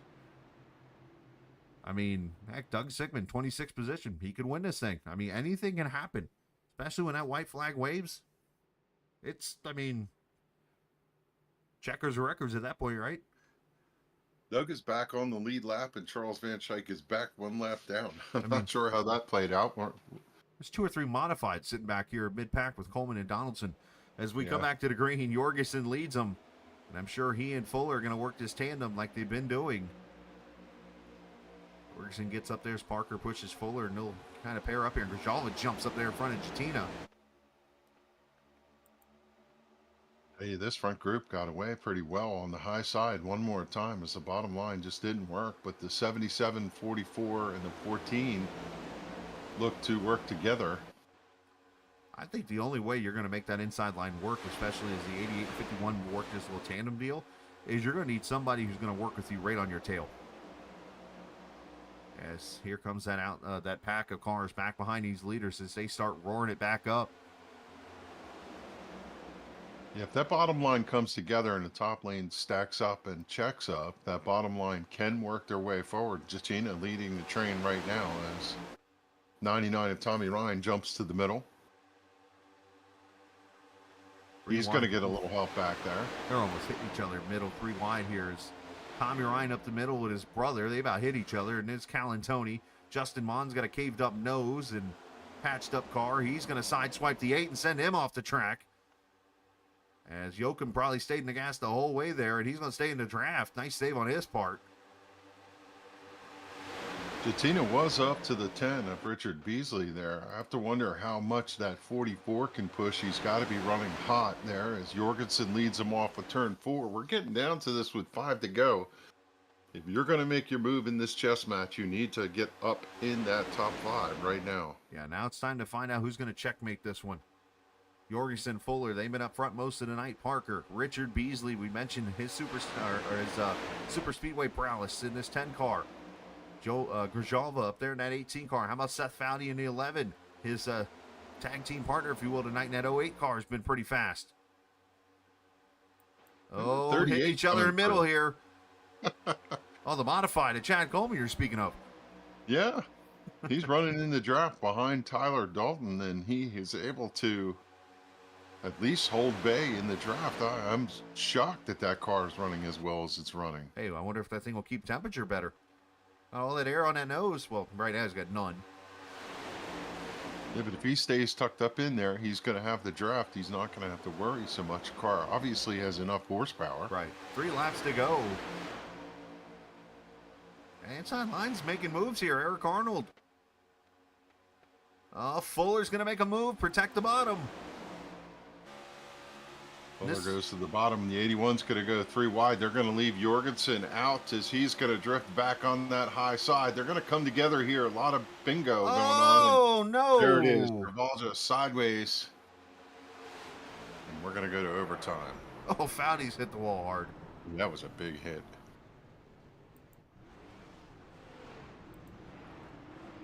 The 3 is in the grass. The 14 is down there. Oh, excuse me. Pardon me. Coming through. We were on board as Fuller. Wortman. We were on board as Fuller made that move, and you could just see Ryan pop out, or not Ryan, but Parker jump out there on the right. And I just look over to my standings, and I see everybody start shuffling. I'm like, yep, they're wrecked. They're about to wreck. Oh man, unfortunate. 3rd caution here. Yeah, that was just inevitable. As tight as everybody was racing, we talked about the space. Well, there was no space. Everybody was physically bumper to bumper up through the middle of that pack, trying to beat their way to be in that top 5 we were just talking about. Unfortunately, the 18 going in got against the 88, stacked up, and once that car turned sideways, there's just no place for everybody to go. They're all on top of each other. Mark Jorgensen goes from hero to 0 in 1 straightaway. Grzelva involved, Tommy Ryan, Seth Foudy, Jeff Ryan with some damage, Glenn Campbell with damage. I mean, that just looked weird from that camera angle. I want to see this again because you're going to see, I mean, Jorgensen's momentum goes bye-bye, but there's actually going to be the contact with the inside lane is where I see this inertia, like just all of a sudden stop. Yep, that's the word, inertia. But watch right here. You're going to see, like, right here, it checks up. Fuller and Dalton and Coleman, all these guys check up, and it's going to get these guys out of shape. And you see the contact between Coleman and Dalton. Arnold it's never good when they're down there below the yellow line like that. And that's where Arnold's going to get up here, and I don't know if there was net code there or something, but Grzelva kind of moves up, I think, to avoid, and then there's the 88, and unfortunately just... Foudy's car got airborne there and came back down the ground. I thought the 44 was going to clear it. And Mons gets He in took there. a huge hit. That's a lick. Fiery comes in there. Comes a 28 at Colby. That was half the field, I want to say. That was a pretty good amount. I was still typing numbers as to the 18, the 88, the 14, the 84, the 41, the 99, 08, 92, 11, 44, 28. For those who don't realize this, Kevin takes notes at home, and his pen deserves to be in the Hall of Fame after some of these super speedway races. That's just crazy. And who's out front? The 81 of Josh Parker.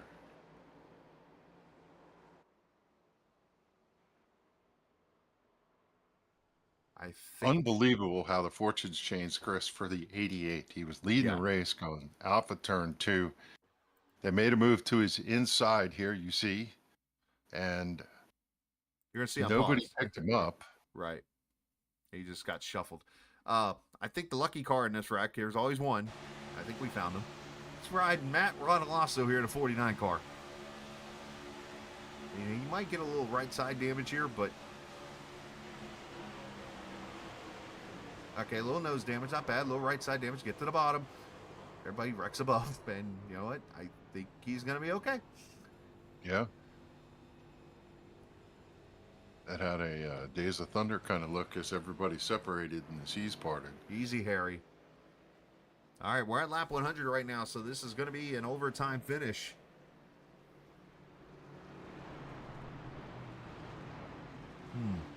Parker, Fuller, Dalton, Beasley, Arnold, the modified of Coleman, Randy Yoakum, Anthony Calantoni, Robert Fryery, and somehow Justin Mons is in the 9th position with a car that was in the middle of that.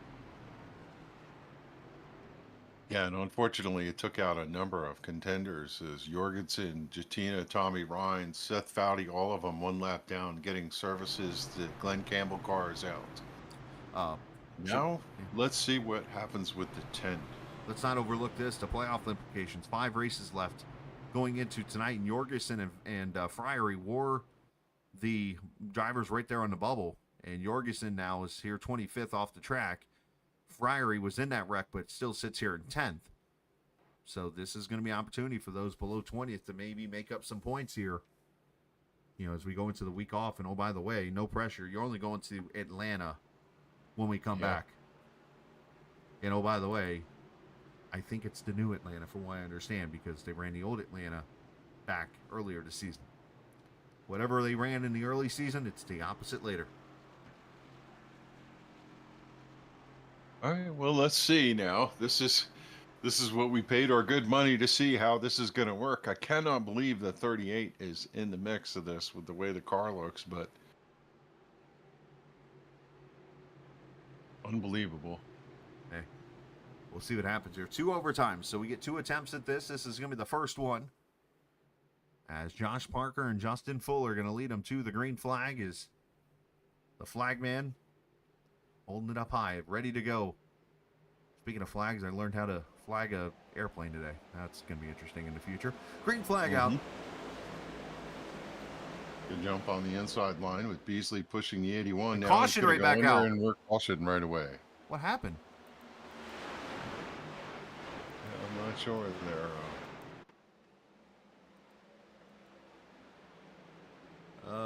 That just made this restart very interesting. Was it Mark Jorgensen? He's already sitting here where this happens. That's weird. Let's see here. Green flag. Here's Jorgensen coming onto the track, and he pulls down. Oh, you know what? That's what it was. Yeah, he's down in that area. He's down off. I mean, he's on the pit lane for the road course, but you're going to see the pack. He's going to tow as the field takes to green. Oh, that's unfortunate. That's going to be an unfortunate loss of a green-white checker finish. So we're going to have only one more attempt now.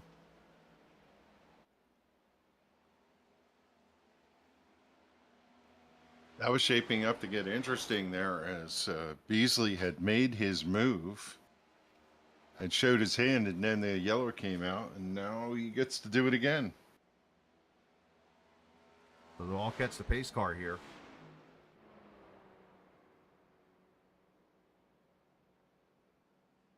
Wherever it's at. Yeah, it's in the middle of turn 3 and 4 over here. So okay, they're just about to. Leader's going to get there. Yeah, can't eat Fritos without a bowl of chili, can you? That's a good question. Or a walking taco, as I've heard once called. Let's pull up the point standings here real quickly as we go under this caution, because I mentioned where the spots are on the line here down at the bottom. You see Eric Arnold is kind of pulled away there from 20th. Again, there's drop weeks involved here, So we can't like sit here and do the math and say, hey, this person's ahead of this person. They need this many points because drops are going to come into play. I see a couple cars coming down pit road to get fuel likely here. Eric Arnold and Wesley Donaldson. But you look down here, 20th. Friary right there was 3 points ahead of Jorgensen. Radulasso was 5 points back. Wortman right there. Randy Yoakum is hanging in there. So there's a lot of guys that unfortunately are involved in wrecks sitting down here in this bottom part of the top 30.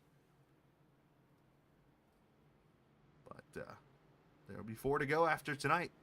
And it's not going to get any easier. I think some of these drivers still have some damage to look after, so this caution's going to give them the ability to get maybe a little bit more as the 93 pulls down and away the 11 and 91 sitting there getting damage fixed. Right. And just to verify, we did run the old 2008 Atlanta track back in February. That was the race where Wesley Donaldson snuck through on King and Parker on contact off of turn 4 and won the race. So it will be the new track, I believe, next week, or 2 weeks. So you get Daytona tonight, you get a week off, and then you come back after Labor Day and you run another super speedway, per se, a hybrid version at Atlanta Motor Speedway next week before you go to a Watkins Glen road course the following week. So your next 3 weeks are literally wild cards. And 4 wild cards because you get Bristol after that. So it's going to be fun. You go from the road course to Bristol, that'll be. So we went from a wild card last week, the way it was ran, just because of Michigan. Van Schijk got the win there. Now we're at Daytona tonight. Then we get the week off. Then it's Atlanta, Watkins Glen. So super speedway after super speedway hybrid to a road course to a short track. And then, by the way, the finale is at Kansas before we go to the playoffs, which that can be a race in itself there too. Because if you remember, Kansas was the race this year where Kevin won the race. Yeah. But restarted below the yellow line and got penalized, so he did not win the race.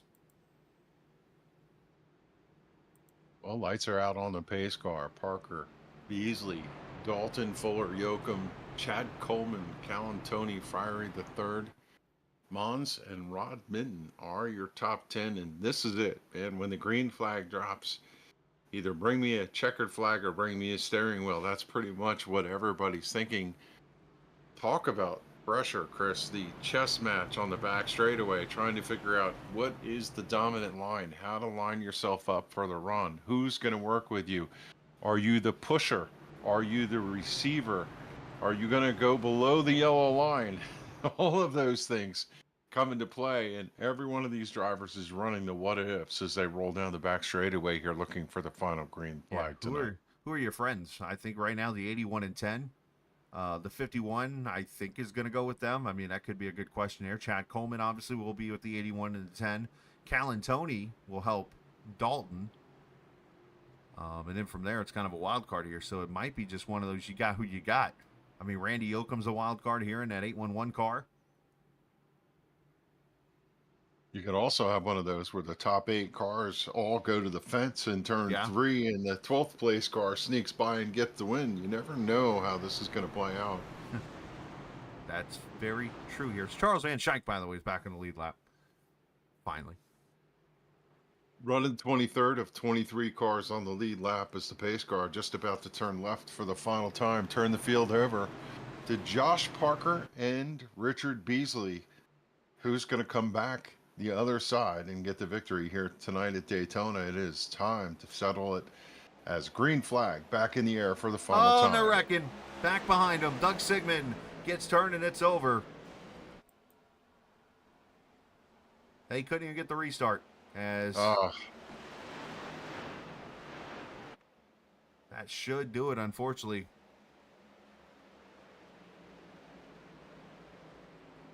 Yeah, dug in another car over there. I'm not sure.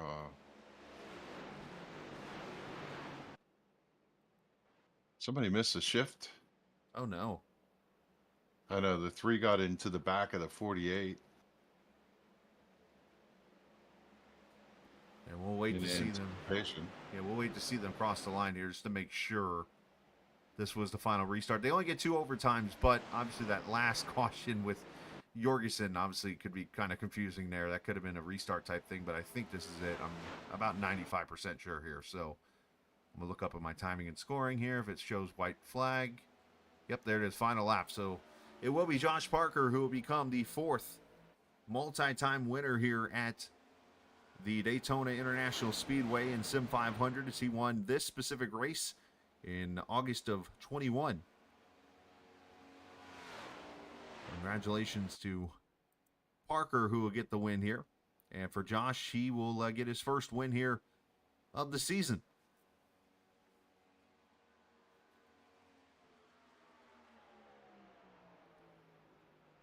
Well deserved. I mean, he was on kill the whole race, and you have to feel for Justin Fuller, who ran an amazing race here tonight, was up front all night long, and that final run when Jorgensen got left out, the 81 and the 51 were tussling for the lead, and the 81 came out the better side of it, and in the end that turned out to make the difference, and it's going to be Josh Parker leading Richard Beasley down here to the checkered flag. Here's a unique stat for you as Parker's going to come to the line with Beasley with him. Josh Parker will now be in a 4-way tie for the most super speedway wins in Cup history on super speedways, as Parker wins at Daytona, as he now ties Brian Macklin, Chad Coleman, and Kyle Taraska with 3 super speedway wins in the Cup car.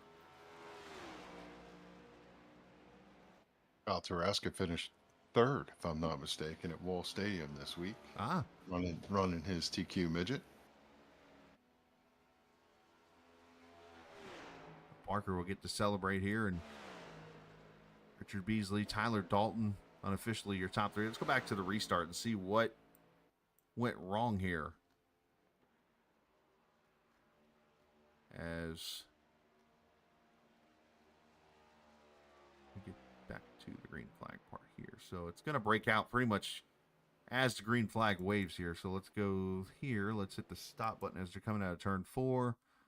Actually, we got a minute here, so let's do that, and then go down here to Doug Sigmund and see what happened with the 04. Watch the 3 to the outside here. Yeah, the 48 just didn't go.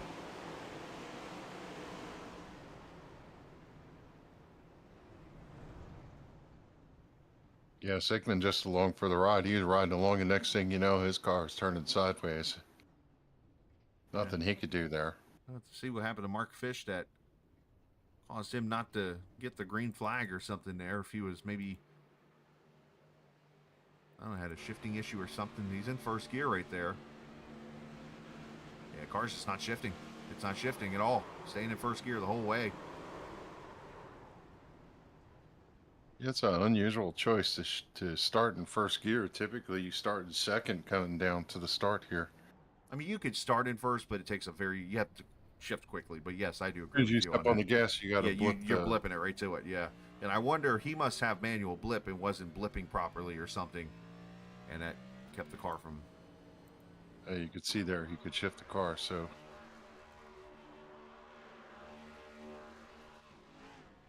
In fairness, I've done that same kind of mistake. Nose to nose. As Parker wins it, as they celebrate on Bill Francis grass. If you start in first and you wind the motor, you could blow the motor right quickly too. Yes, you can. We saw him shift up, so no, it's a risky move. I don't necessarily agree with it. Have I done it before? Yes, but it takes some quick feet and hands to shift right to second. No doubt. As Parker wins it, Beasley second, Tyler Dalton third.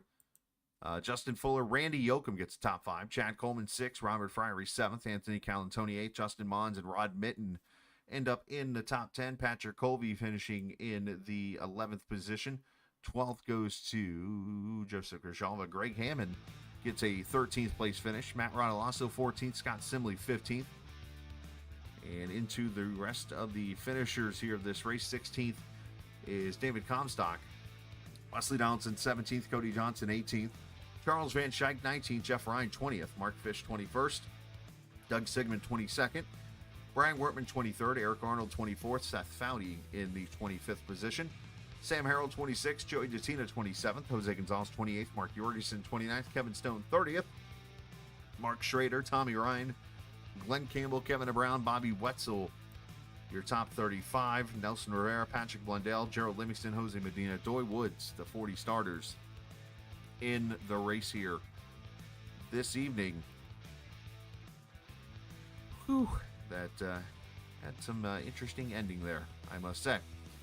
Let's talk with the top 3 finishers here, as Tyler Dalton gets a top 3 finish here, as Tyler had to battle it out this evening, and obviously a good finish in the end, but unfortunately not the way you wanted it to end, but still a top 3 finish for you. Yeah, great finish there. Way better than I thought we was going to be at many parts of that race. There was a few incidents there that happened early on where we got some damage. Didn't really seem to be hurting it that bad. We could still hang with the draft. And at one point, it looked like maybe I was thought about making it to the end on fuel, but when everyone was going to pit, I knew with that many cars, peeling off, I wasn't going to be able to save it. So came in, got out there, and then tried to make something happen there with, 15 or so to go, and fell back pretty fast, and I was falling straight back, and I see Chad coming with no bumper, thinking, okay, he's just going to bump me, and he bumped me and dropped me forward like a damn JATO rocket, and went straight towards the front.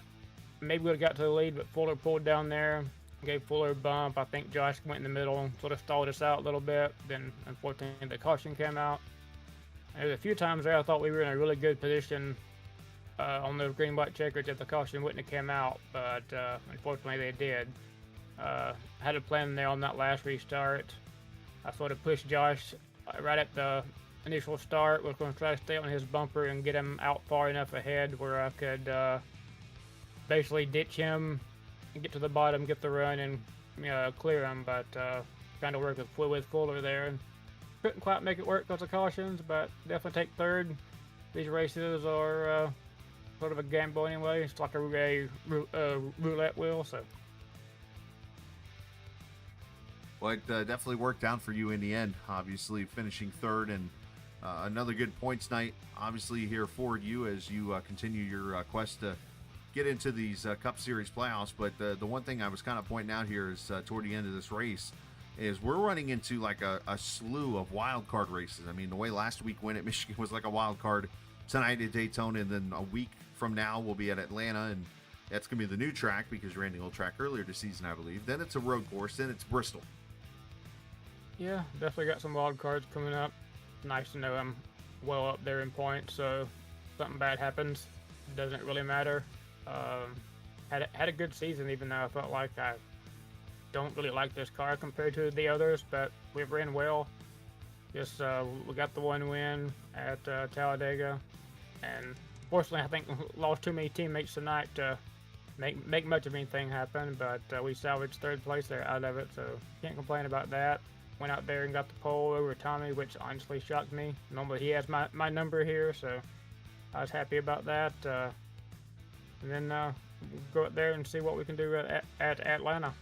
Well, congratulations, and send some shout out to whoever you like to. Yeah, I just want to thank all the guys down there in the Sim500 Misfits. Anthony, Wesley, Bobby, and then we had a Fuller down there with us tonight. Just a lot of good fun having those guys down there during the race. Just shout out to all the admins here at Sim500. I know we all put in a lot of work to make sure everything goes smoothly. And thank you for putting on the broadcast. Great job tonight, and congratulations. Thank you. You too. As Tyler Dalton finishes in the third position here tonight. And congratulations to him. And, well, this has got to be I don't know, this is probably going to be more exciting than anything type of interview that Kevin England's about to have, because, I mean, let's be honest right now. The only thing going well for Richard Beasley is the second place finish, because his Brave, never mind, we're not even going there. Beasley, congratulations. We'll let Kevin talk to you. Yeah, Kevin King isn't even here to beat up on you, Richard. And I got to say, how about that? A second place finish. I know in those two restarts, you wouldn't like to have a chance to go get the victory tonight. Yeah, man, I think we would have had a pretty good shot at it. We just couldn't get a restart there the last 5 laps. So never really got to see what would happen. It was a complicated race for you. We saw you in the front, we saw you in the middle, we saw you out back, we saw you pit road struggles and challenges, and yet somehow you always find yourself up in the top 10. Take us through your race and what you were thinking as the night progressed. Yeah, early on we just wanted to ride, for a majority of the race, and then try to get a good pit strategy down. We thought we had one down. Well, first of all, we got separated from the pack. There was an incident in the beginning there. We got separated, but we were able to fight back up there, drafting with those guys. Then later in the race, we decided to pit early, but it was about 5 of us, and a few of us lost the lead pack again doing that. But then as soon as we caught up, caution came out, we were right there. But I'd say our race played out the way I wanted it to. Ride in the back, just kind of ride around for 50, 60 laps, and then kind of go at it at the end, and it worked out. I mean, we were right there at the end, had a shot at it, couldn't have asked for anything else. How important was the pit stop cycle to your race tonight and getting yourself in position for trying to get a win? Yeah, it was really important. The first time I kind of short pitted to get out of the pack so I could draft with a few guys, and that got us kind of halfway up there. Then it kind of backfired the second pit cycle we had. We pitted early, like I said, with me, Chad, Josh, a few of us, and we actually got separated. But as soon as we pitted, it brought the rest of the pack down. It really didn't work into our favor. We just had to fight our way back up there, and we were there at the end. Well, you jump out of line on that initial restart, not the last one, which gave you no choice. What was your plan there? We saw you went to the inside. I think you were. How important would it have been to find somebody to help you to the victory? Yeah, my plan was probably the last 15 laps or so. I was going to work with Josh as much as I could. We were nose to tail there for one of the restarts. I was able to get around Fuller. Then I was starting beside Josh, and we were just going to try to hold it to the floor and see what happens. We never really got to see what would happen because of the cautions, but working with Josh was the main thing to make sure one of us was able to get the win, out of our team there. So that was the ultimate goal. What is it about super speedways and this 10 Tide car? I don't know, man. I enjoy super speedway racing. I know Kevin King will give me crap about it, like he always does. And where's he at tonight? Yeah, not up here, not in an interview, nowhere to be found. So can't handle this type of race. You'll see it he this don't week. show up. Yeah, he don't show up when I feel like this sometimes needs more skill than what he does. So where's he at? Well, okay, we'll see. We'll see what he has to say this week as he watches this. But you are a second place podium driver, and now we'll give you the floor. Who do you want to give a shout out to? I want to give a shout out to all the guys, the team name down there that we work together every week. Chad, Josh Parker, Kevin DeBrown. We had Yoakum, the Ryan brothers, those guys. Joey, guys over here run this Sim500 stuff, man. They do a good job. It's a lot of work week in and week out. You guys up in the booth, appreciate you guys. Every week you're here, appreciate it. Classic Tide paint scheme takes me back. My brother actually called Hendrick Motorsports to get the paint code, and his car used to be colored the same color that they got from that. So it's so cool to see those colors still racing. Tim's Quarter Motorsports on the quarter panel, Downey and Ford, of course, underneath the hood. Congratulations with the second place finish. Go enjoy that, Rich, and see if you can catch up with Kevin this week and just show him that you made the podium. Yeah, I'm gonna talk to him. All right, I appreciate it, guys. You too, buddy. There you go, Richard Beasley, second place there, Chris, and I know you've caught up with our winner, Josh Parker. Yeah, Josh obviously celebrating as Josh, I hit you with this stat, as I always try to come up with something funky for you. You now are tied for the most wins in super speedway history on the Cup side in Sim500. Tied. Take that. Well, you're also the fourth, because I thought at first it was 2, but it's actually 3 now. 4 drivers that have more than 1 win at Daytona in the Cup side also. Yeah, honestly, it's something that came in coming into this race because I haven't won yet this year, so I really want to win. I want to win. Anyway, but don't we all? You're right. So coming into here, I knew for some reason super speedways are my strong suit. I say it all the time. It has something to do with the strategic part, playing chess and checkers out there. You got different games going on. So Yeah, it really came down to the pit stops. It's really hard to pass, if believe it or not, super speedways. But I kind of like it a little bit because the strategic part does play in a factor. You really just have to be, if you got to be top 10. I mean, if you're top 10 within 10 laps to go, you have a shot to win. But realistically, if you're not there, and then on the last lap, if you're not in the top 3, you probably have no chance. Top 4 maybe, unless they wreck, which you think is going to happen. But if that, you're just the side draft is so strong. You just expect the first 2 side draft, and the guy in third is probably the beneficiary there. But yeah, we never were able to have it play out, so it doesn't really matter. Did it feel nice to win a race this season without any motivation from me? Whoa. Last week, you guys brought me in the friggin' booth for my first in-car interview in like a decade, and then I got annihilated. We try to watch your back a little bit. I didn't have anything to do with that. You guys are when I was in firewall deep, you're the first person I thought of. Oh. Scala, probably some other words in there, but still, man, gotta feel pretty good. Obviously, starting 30th to get a win here tonight in this in the Frito Lace car, but obviously, I know the finish. I mean, to a point, didn't go the way you wanted. I mean, you won the race, so that part it did, but otherwise, I mean, gotta be kind of disappointing not to be able to battle for the win there at the end. Yeah, no, it is. I like to compete. I like to have fun, right? Like, we're not doing this for a living. I'm just doing it for fun, which is why I start in the back all the time. So, yeah, you hit it spot on. I do and I don't. I won the race, so I got to be happy. But it's always fun to just race. That's why we're here. Kind of stupid that you have all those stupid things happen throughout the race where you set yourself up for just to have a yellow. So it was kind of like a waste of 2 hours. But I won. So if it wasn't my first win of the year, I'd probably kind of be like, well, this sucks, but I'm okay with it. There you go, man. Well, hey, send some shout outs to whoever you like to.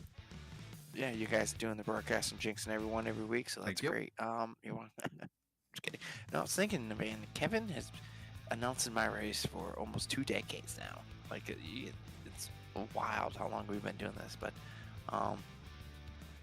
yeah, Chad, Beasley, everyone over at Team Name, Joey, all the admins here. I don't even know if we have a title sponsor, but Fritos, NC811, my car sponsor.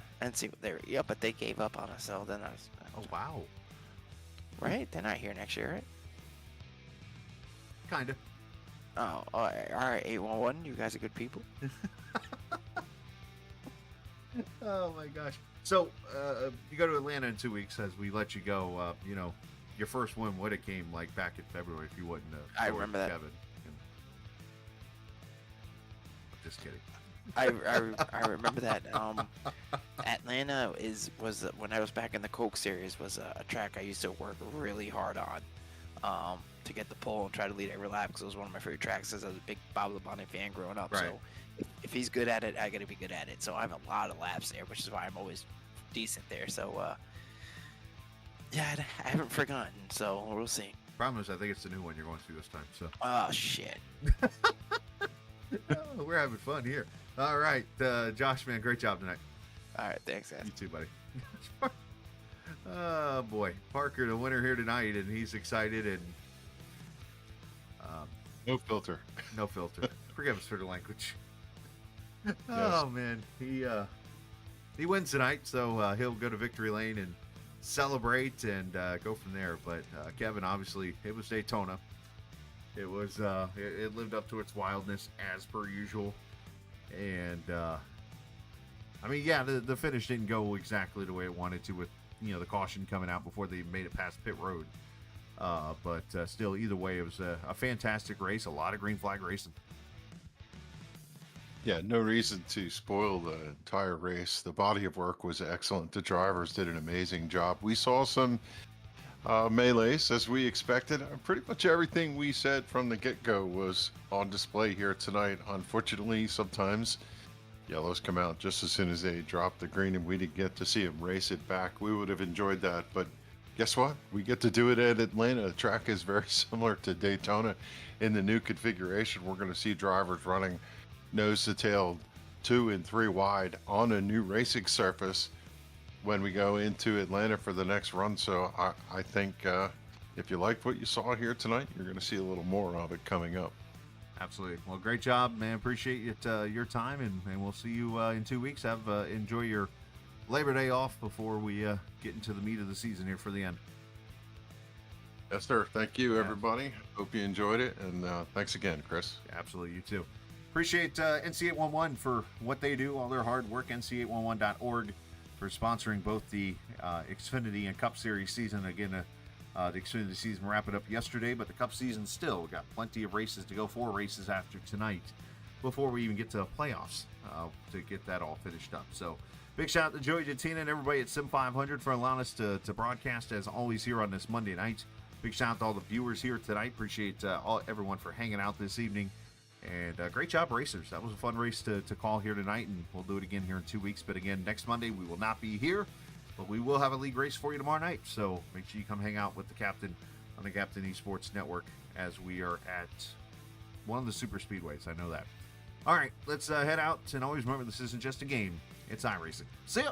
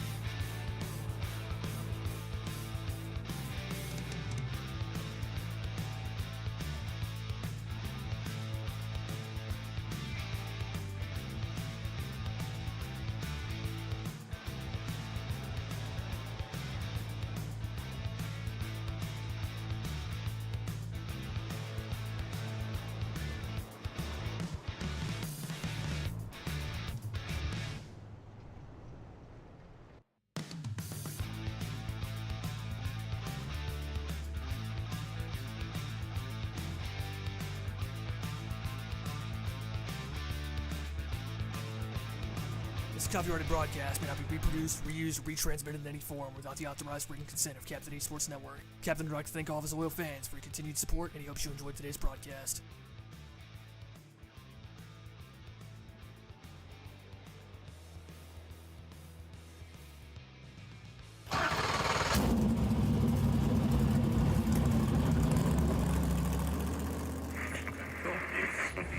The following is a special presentation.